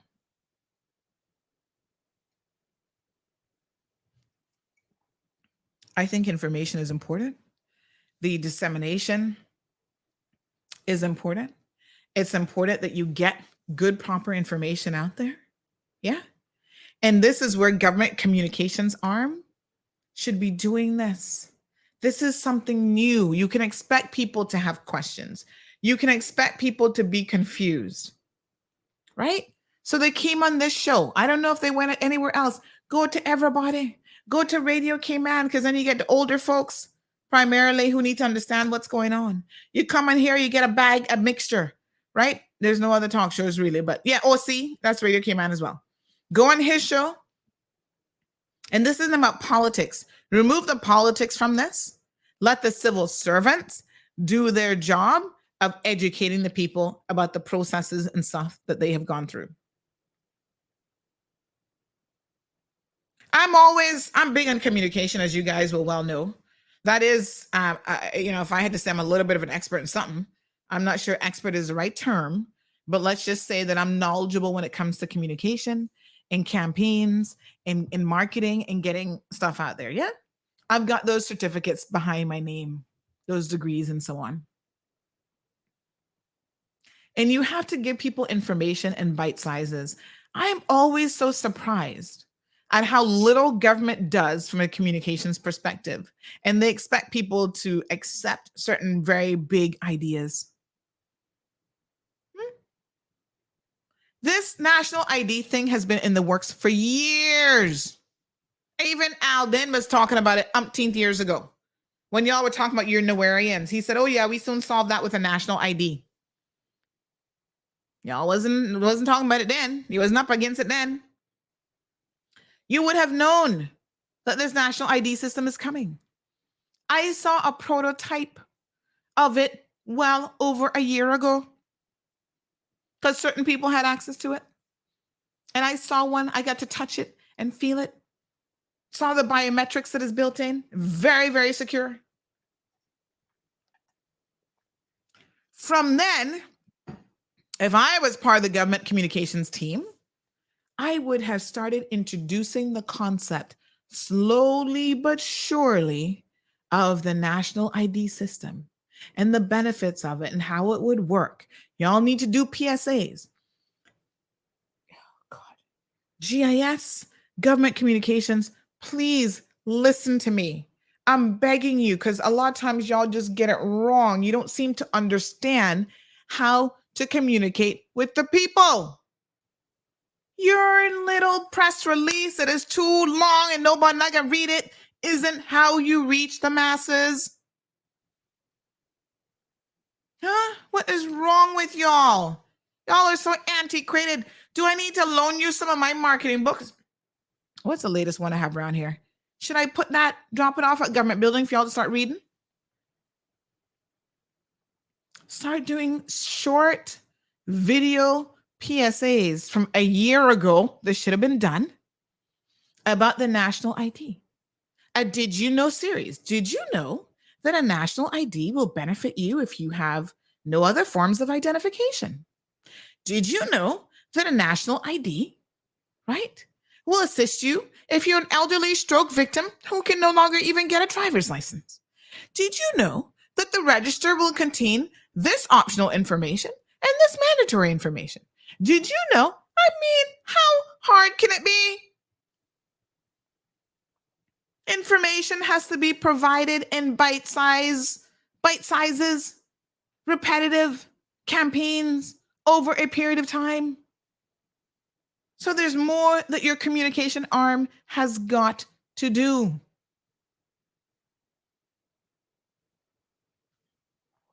I've given it to y'all for free. You just need to get it done. Here's the other thing. Here's another campaign y'all should do. Y'all paying attention, government communications people? Do an influencer program for the national ID cards. In other words, I'll be your first person to sign up, honey child. Give me my national ID because I'm all for it. And then you have those influencers and you know who they are, young, old, in between. Hold up my ID card. Hey, I'm Sandra T. Hill. I've got my national ID and here's why I decided to get it. This is the benefit for me. Do a whole campaign series around that. There, I just gave you a free idea. I'd run with it. I mean, it can't be that hard. You're supposed to be the experts, you know. Y'all getting paid the big bucks to run these government agencies and these government departments. And you're still doing something that was done in 1980s and 1990s that is no longer an effective way of communicating. I keep telling y'all that people don't read, first of all. And people not reading past the first paragraph. Clearly, a lot of this is just a matter of misunderstanding. Jade says, has anybody heard about any accidents this morning? Well, there was one in Bodden Town earlier. I'm trying to remember where it was, but I didn't think that it was that serious, but I didn't really get a whole lot of information on it. It happened, I think right before 6 o'clock or close to 6, hence why the traffic was backed up coming out of the Eastern districts. Miss Etta says, good morning, Sandy. You hit the nail on the head. Tell the truth. More power to you. Bless you. Thank you. Everton says, go ahead. We will all back CMR. I think he must have been talking to that man, telling me he can sue us. Poor him. You can't sue people for the truth. And as much as you guys have been paying attention or not paying attention, we haven't lost a lawsuit yet. Let me be very, very clear. I've not had to pay a single dime to anybody. That's because the truth has a way of setting you free. Even with John Felder, although he got a default judgment, that's because I ignored his lawsuit. That's why he got a default judgment. And when it came down to it, and I hired some lawyers for that. Thank you, Kyle, over at Broadhurst. Y'all need a good lawyer. Go check out Broadhurst. Check the folks over at Recover. So even when, we went in there And we got the default judgment turned over because they had screwed up. Then the judge started to ask certain questions. Even the judge was like, hold on a second. Your client claimed under sworn testimony and truth that this stuff that this woman has said wasn't true about him. But now that I'm listening to your revised legal arguments, it seems to me that that's no longer your position. But we weren't going into because this was no longer a defamation case for that purposes. So we weren't going into that part of it. But everything I said about the man was true. He was terminated. Eventually, I was able to publish a termination letter. So just because someone want to sue you about something don't mean that it's not true and it don't go so. So Mr. Hugo, by all means, go spend money that you obviously have on a lawyer instead of paying this woman back and doing the right thing. Bless your little heart, because you're that kind of person. What's the male version of a Karen? Is it Kevin? Have we settled on what they are? Hugo? Maybe it's a Hugo. Because here goes Hugo. Don't be trying to roll up at me, trying to flex your muscles, but I'm going to sue you. If I had $1 for every time somebody claimed they were going to sue me, I'd be a rich woman on my business. You do what you got to do, and we have the evidence to all the screenshots between you and this woman to show what the position is. So Jonathan says, I have a question. Would police be able to scan it somehow and have all of your records on it? So again, Jonathan, a lot of the information that is going to be on this, you will decide, right? How you want it to be linked. So for example, if I don't want to link, immigration to it or health services, eventually they might come on board, whatever, you don't have to do it. So you will be the person in control of how much it will benefit and how well it will work for you. The police already has, I would say, if they needed to find you, well, I was going to say they have a lot of information, but then again, sometimes they just tell people come CMR to find somebody. But I don't know what records or information you would think that the police don't already have on you. The police have your address. They have access to the DMV system. So if they need to know your driver's license number, under the right circumstances, the police can approach any agency and get information on you. So I'm not really sure what this will be. Remember when we were getting the digital registration plates? Remember how they were kicking up about that too? Oh, that means people are going to be able to track you and this, that, next thing. That fell by the wayside. Y'all not complaining about that anymore. Remember that? When we were digitizing the registration process? Remember, now we no longer have the little stickers on your dashboard. It's that little digital thing that they can scan and whatever. Yeah. Allows them to have more updated information on the registration of the vehicle and so forth.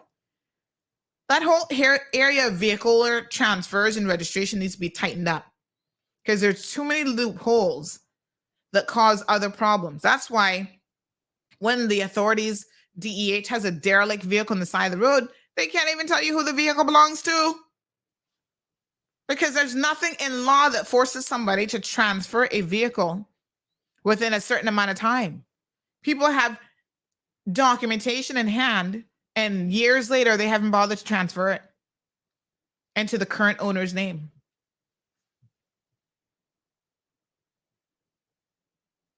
Soka says, read the social security number. The only people that need it are your banker, your doctor, and your employer after you've been hired.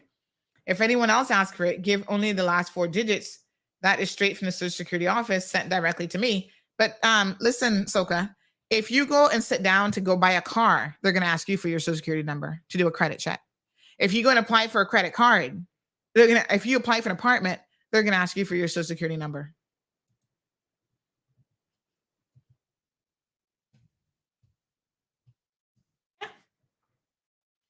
Jonathan said, if I had a Cayman national ID and I went to the state certification and the police asked for my ID for whatever reason, would they be able to scan it and have access to my information in Cayman? No, but presumably you would have a passport that potentially could be available. I don't think that's how the national ID is intended to be used. It's a national ID in this country, not a worldwide national ID. So, no. But if you commit a crime there, why would they need information about you in Cayman? They'll deal with you on the basis of whatever you did in that jurisdiction.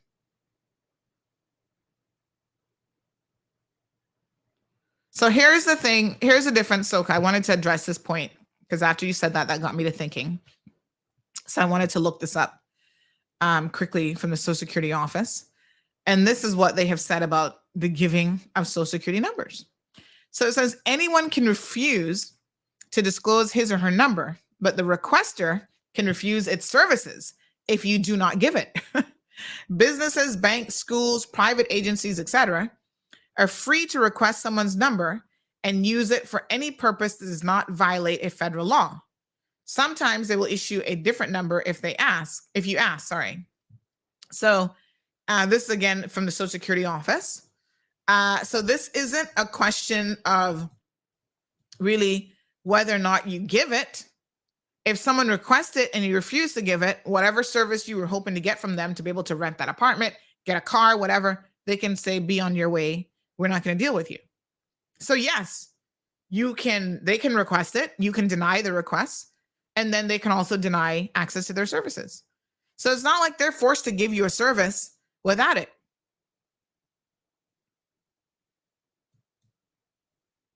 Now, federal law mandates, here we go, that, let me find the right area in this, that state departments of motor vehicles, tax authorities, welfare offices, and other government agencies request your Social Security number as proof that you are who you claim to be.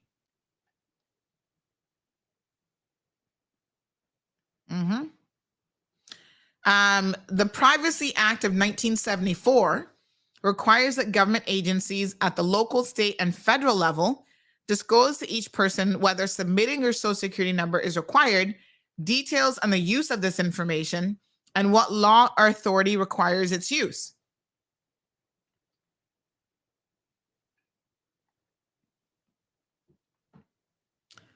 Okay.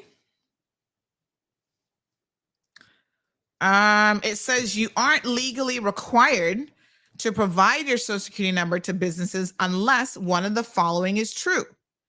You'll be engaging in a transaction that requires notification to the Internal Revenue Service, or you're initiating a financial transaction subject to federal Consumer Identification Program rules. There's always a caveat. It's not as simple as you think. So if you refuse to provide your Social Security number, companies may choose not to do business with you, but there's no law that prevents them from asking for it. There are a number of examples of businesses that require a Social Security number for legitimate purposes. Everything from insurance companies to credit card companies, lenders, the credit reporting agencies, and so on. Good morning, caller. Welcome to the program. Yeah, good morning. Two things I just want to mention for the public, Sandy, is one, anyone that's with Scotiabank that's going to do online transfer, it is down worldwide. Worldwide? So in case you want to do a transfer online, I was just trying to do one just a while ago, and from accounts to accounts, whatever, I end up calling the bank directly, and they said that their system is down, they're being worked on. They will call me and let me know when it's back up. So if you got to do a transfer, you won't be able to do it online right about now. Second of all, and I came straight from the manager. So second of all, for the banks nowadays, instead of getting all these committed frauds, I think what the banks should start doing, like what Chase does and some credit card company does, is having your photo on your debit card or credit card. Because a lot of people do not ask, especially with the tap.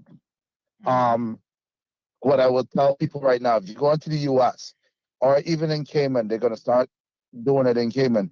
If you have a card that you could tap it, please put it in your front pocket. Do not put it in your back pocket or your purse, because people could go and scan your wallet or scan your there's a scanner that they could scan it and get your bank information, or bank details, and your card number from that. I don't know if you want to look into that, but they can actually scan your debit card or credit card. A lot of wallets now have the what's it called, RFID Right. security built in, where if you walk by someone, if they have a scanner, it will not read your card details. So, Yeah.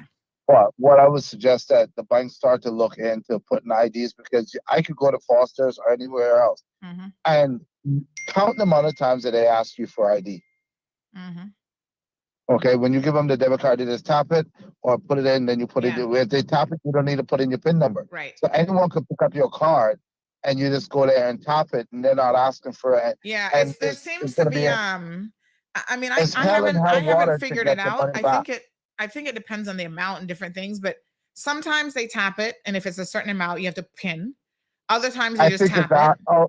And then if it's over $50, sometimes you have to sign and stuff as well. So there's still a bit of, and again, the Bankers Association here must do a better job, I think, of educating people generally and how all of these things work locally, because a lot of us don't even know. Like, I've never been able to figure it out. I'm like, okay, sometimes it's tap, sometimes it's PIN, sometimes it's signature. But it does seem to depend on the amount. Yeah.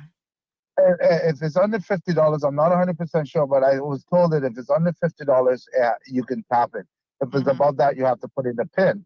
But if I go to Costly Less, Hurley's, Foster's, and all these places, and everything was under $50, I could really pull out $250 out of your stuff before you figure out that your wallet's gone. You know, it's just like the gentleman that was taking. And some of these banks now, I haven't seen CNB do this yet, but hopefully they will. They actually send an alert every single time there's a transaction on your card. I know some local banks have started doing that as well, which obviously is very, very useful. CNB was very advocate in doing that. They will send, as soon as you get it, they'll send or say, well, your card being spent somewhere else. They call you, but I'm talking about like a text message to say your card was just used. Like, it's an automatic thing as opposed to a human being trying to call you. It's integrated into their online portal and their apps that you have on your phone. I'm waiting for CNB to still roll that out, because that would be very, very useful. Well, it's kind of hard for them to call. Before, there used to be, when there was callers on the island, before they sent it to Dominican Republic, they would call you. No. They're CNB's in Trinidad, and I mentioned this last week. They're actually very, very quick. They're actually quicker now that the call center people are in Trinidad than they were in Cayman. I have to be honest.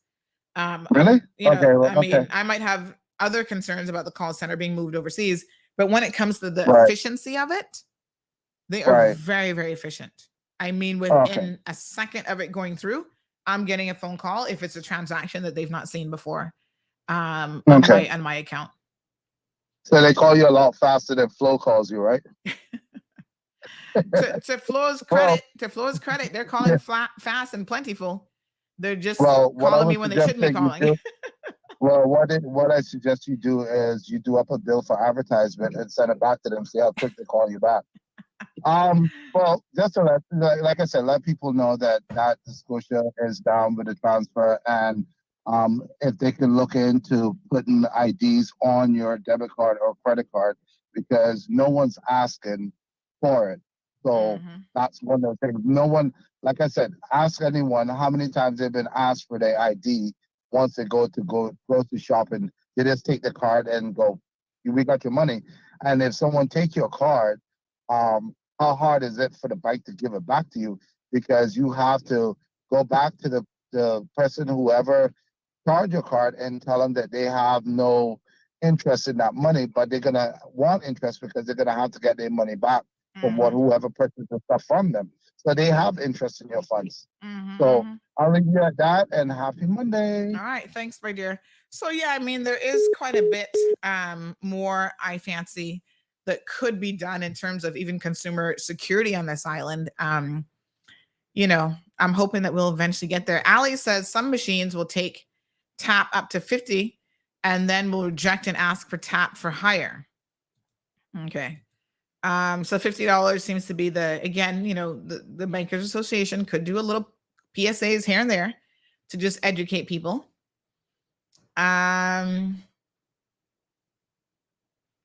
So Jonathan's saying that he's just thinking if he goes on vacation. Well, I mean, again, the people in the US, I mean, if they ask you for an ID, as long as it's a valid ID, but I don't think their system is going to be able to scan and access a database located here in the Cayman Islands. If you committed a crime and they needed access information here, obviously they would contact the appropriate authority to be able to share that information. And, agencies share information. So police agencies share information between each other if and when it is required. In fact, this is why, as you guys will recall, remember the child pornography guy? The way that Cayman knew about it, it wasn't that our authorities here were on top of him or anybody was spying on him. The authorities in the United States of America called RCIPS and they said, we are aware that someone from this IP address is accessing child porn. That's the US authorities that did that. Right? And you guys, that IP address is from a computer and a service located in the Cayman Islands. Now, you take the investigation from here. It's in your jurisdiction. So then the RCIPS went about contacting the relevant people from the ISP companies here, the internet service providers, identified the location, linked it to the account holder, and all of that information, and then figure out that his name was, what the hell was his name? Diaz. Freddie Diaz. They looked at who was in the home at those times. They got 2 minor children, obviously minor children not accessing porn on a computer. They figured out the wife would have been at work during the access of it at certain times. And then eventually they narrowed it down to, well, the only other adult in that home is the husband. And despite him trying to throw other people under the bus, including his friends, even his in-laws about, yeah, they come over and they stay over a long time and everybody has free access to my computer. I was like, wow, that's quite an excuse. You have a computer in your living room and you let every Tom, Dick, and Harry come sit down on your computer? You're dumber than I thought. And of course, the jury certainly didn't believe him. That's why they convicted him. Yeah. Oh, my friends come over and they do a sleepover and they can have access to my computer. I'm like, what? People can't come in my house and have access to my computer. I'm like, that's kind of personal because I got all kind of stuff on it. Like, really? And you can sit down and watch porn on people's computer with other people walking by the living room in such a public place? His excuse never made any sense. But it was the overseas authorities that, initially tapped into what he was doing. He came on their radar, and then they notified the relevant authorities here in the Cayman Islands. Ms. Soka says, I'm amazed at the amount of people who walk around with their social security card. They be falling out of passports like dead leaves falling off a tree. No, sir. Not even sure where mine is. Haven't seen it in decades. Well, I know where mine is, but I don't, I'm not an American resident anymore. So, but I still kept it for for the sake of memories, I guess, whatever. But yeah, a lot of people walk around with it. I'm like, why do you walk around with it? It's not like you don't know the number by heart. Like I said, that number is embedded.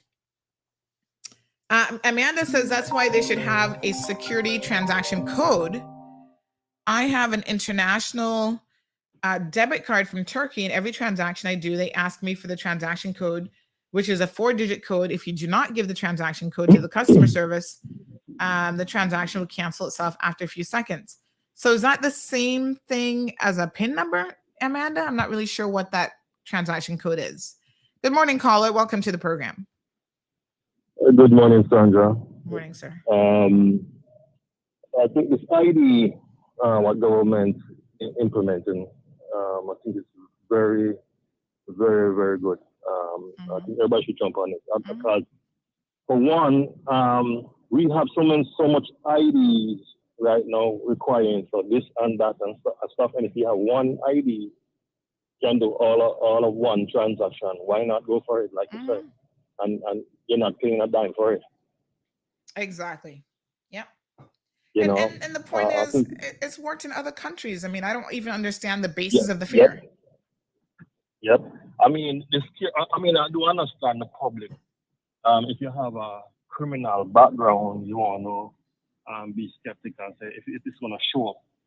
You know, when you're trying to do your best, you don't want to dig up any fenceness. And you know, because the law works for you and the law works against you. All right.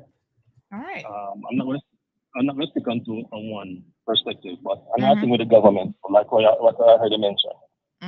For those who voted for the first time and then have regret about it, I do understand, because politicians, you will see them, they will knock on the door, they'll be in your neighborhood. Once they get elected and get in, you never see them again. It's nothing but the holy and the mighty dollar, right? Then again, it's when it's boiled down to the nitty-gritty, to the end of their term, then they're gonna show up again. Right. Right. And, So, and let me ask you a question, caller. I mean, I know Cayman is small, right? But is it fair to expect politicians to have that kind of relationship with their constituents? Because in a lot of other jurisdictions, you never expect to see your politicians. It's not even an expectation. You know, they're in Washington, D.C., they're at the state capitol. You know, so like when you're in the United States of America, you don't expect a politician to be coming to your door. But Cayman is so small that I think we have acquired that expectation. And obviously, as you rightfully said, they find your door when they need your vote. So people are like, why can't they find it other times?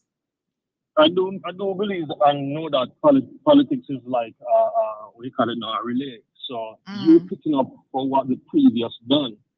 If they haven't done that job, you're gonna try to erect the problem to try to solve it out. Not when get fixed overnight. Yes. So the public need to be aware of it when it takes time. But if you're going to promise the people a 2-year, but why you gonna say, you know, you mislead the public and you want another term. Yeah. And you come in that term and you haven't done anything. It's like you leading the flock astray. And won't be on. The Bible even talk about that. Won't be on. You understand? So it's all boils down to the mighty dollar. I heard you mentioned something about I can't remember the airport, but anyhow, this about the airport now. Why is it that spend so much money and there is not a decent ramp for even the crippled, those who can't walk good, but yet you're gonna have these makeshift ladders. It's ladders. It's not gonna be no steps. It's not gonna be no railway. It's ladders. How many people fall off a ladder? Can anybody roll themselves off a wheelchair? But what is it? Is it politics within the system that they don't want to remove that and put a decent ramp for elderly people to smoothly come off the plane, even when it rains? If it rains, what you gonna say? But Sandra, I'll leave it to that. All right, thank you, my dear. Well, apparently they claimed that was too expensive and they had to start to cut back on the overpriced airport that was already over budget. But it seems to me that that would have been good money invested. Because trust me, when it rains at the airport and a flight lands and you have to travel and come out in that, everybody's pissed off about that. And it continues to be a real issue that we don't have any kind of covering, like proper tunnel covering to get into the airport like most other airports. I don't know, boy. I mean, while we were redoing the airport, I think that should have been at the top of the list, really. Amanda says that once you enter your PIN, the system generates another code for security reasons that your debit or credit card cannot be scammed. And where does that code go to? Like on a phone or something? Or how do you get that code? So I understand what you're saying because I've seen this with online transactions where it'll generate like a real-time code that then you put in within, say, 30 seconds before that then expires, right? Because somebody can definitely figure out what your PIN number is.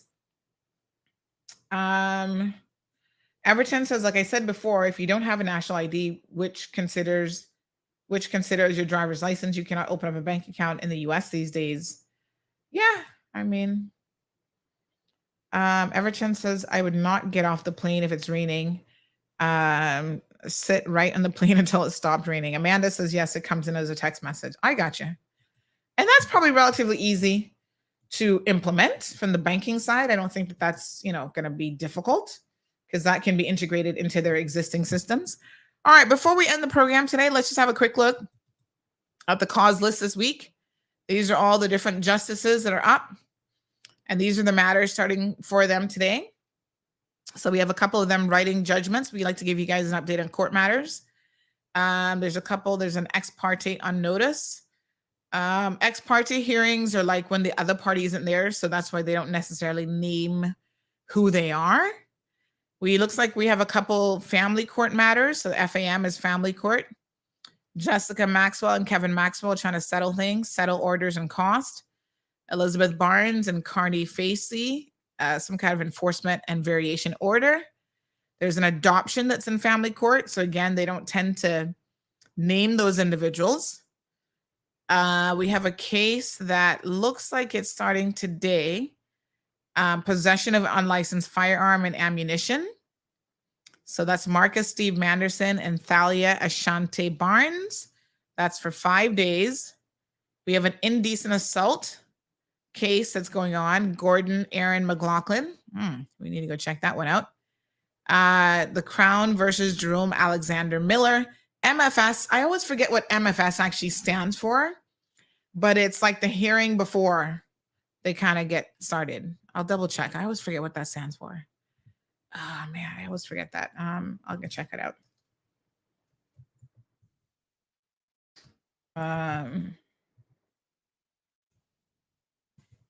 I'll find out. It's some kind of like a management something hearing kind of thing. Cayman Islands Court of Appeal is in courtroom 9. And then we have, good morning, caller. Hello? Hi, Sandy. One more thing before you go. You must be sick of me calling you. Listen, one more thing. I noticed there have been an uptick in sexual assault crimes on this island. And unfortunately, these ladies have nothing to protect themselves because the government at hand or the laws at hand do not allow women to carry pepper sprays or any type of protection. And if anyone gets caught with a pepper spray or anything like that, they're being charged. Now, we're not going to happen until it happens to someone that's close to us, then you're going to see the law change. I think what the law should do for females is to have a sense of protection for the females, because the lady being, I just saw the one with you where you posted up where the lady was sexually assaulted at her home and then moved to another residence. I mean, that's considered kidnapping and all kind of stuff that will go on.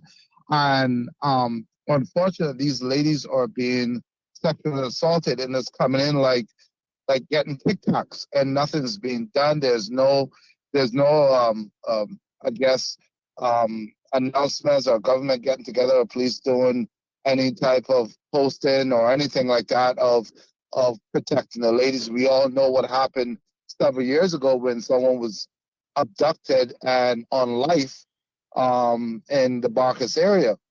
Okay, we all know what happened to that. So where's the protection for the females and getting pepper spray or some type? Okay, if they use it viciously, it's just like a firearm. If you use it that's on call for, then they'll be charged. But don't make the whole community of females being suffered because of your own type of masculine law. You know, and I'm going to tell you right now, I have 3 girls. God forbid if anything happens, because I will be purposely on my road and you would have me up and I will be charged. You know, there needs to have a protection for the laws, and I think you should have a show on that for the protection for the females. You know, you have young girls, you know, and adults, and what happened to the lady that had to go and have an abortion and all this stuff. There's no protection for the female. It's like it's the land of the females forgotten. There's no nothing for us. You know, nothing for the ladies, no protection for the ladies. So I think that they should look into that on a serious note and have some type of protection for females where they could either have a pepper spray or something to protect them. You know, stun gun, something. Because right now it is not built for them. And I like I said, I have not seen the police department come out. They had to have so many robberies before they came out to start down and say, okay, this is what we're gonna do, because the robbery would start to hit down on the 7 Mile Beach Strip. So they had to come out and do something on that. When it was hitting mom and pop stores, there was none of them coming out and sit down and having a discussion. And I think they should have a discussion on this for the females for protection. And that's all I got to say. And you have a wonderful day. All right, The my ladies, dear. protect yourself. Protect Yes. yourself, because they'd rather pay an offense, pay a fine, than to lose your life. But protect yourself. Yes. All right. Thank you very much for that advice. It's so unfortunate. So a couple things coming up this week. It looks like there's a couple imitation firearm cases, and I also see a couple family matters. We don't normally report on family matters, to be honest, unless it's something of a peculiar interest. And we did one a couple years ago where the guy was claiming fraud. That's very, very unusual for someone to try to seek a divorce on the basis of fraud. Like, it's almost unheard of, to be honest. So something like that is like the judge will actually take the time to write out a judgment. There was the one with the lawyers and the woman refusing to pay like her legal fees, claiming that, the lawyers didn't do a good job representing her. Those are of public interest because, really you need to know how those types of cases work. So we'll continue to monitor these cases for you. The Grand Court is always the most interesting, and we'll take it from there. All right, good folks, that's all I got for you today. Thank you so much. Everton says, I enjoy your program like always. Wonderful program. Keep up the good work. Thank you, Mr. Everton. Everybody have a fantabulous day. Tomorrow's Tuesday. We are going to have the first hour is with our medical rundown. And tomorrow we're talking about gastrointestinal issues, which I feel like a lot of us suffer from. And sometimes we chalk it up to, it's just heartburn. Just guzzle a whole thing of Pepto-Bismol and you'll be fine. Believe me, a lot of times it's an indication that something more serious is going on. So they're going to, definitely share some information in relation to that. Stay tuned for the news headlines from Kevin. Now, Kevin is actually back on island. Kevin is visiting. So I've got to link up with him while he's here this week, kind of touch bases with him and see what he's been up to. Hopefully he'll come on the show. He'll have some time to come on the show. But of course, I appreciate he's always busy. Even if it's not work related, sometimes he's just busy doing some family stuff as well. So Spiritual Wednesdays, says Mark, coming right up. All right, y'all have a beautiful day. Please be safe out there on the roadways.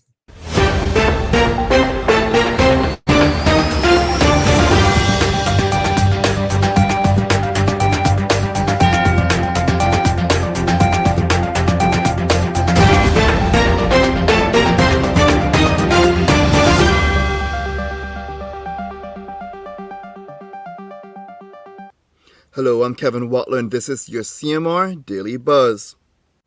A 24-year-old man was arrested for rape after police received a report of a serious sexual assault that occurred at a residence in the vicinity of Crew Road. The victim knew her attacker.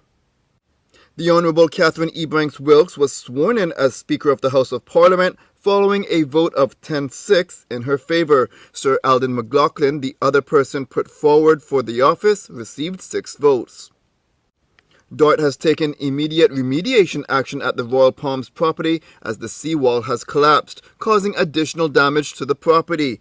Initial cleanup exercises have started and are expected to be completed within 1 to 2 weeks, subject to weather conditions.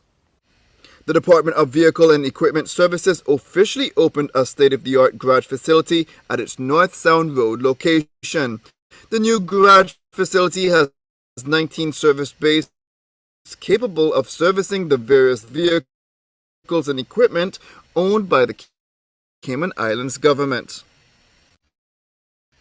Now for your CMR weather update, it's brought to you by WG Charters.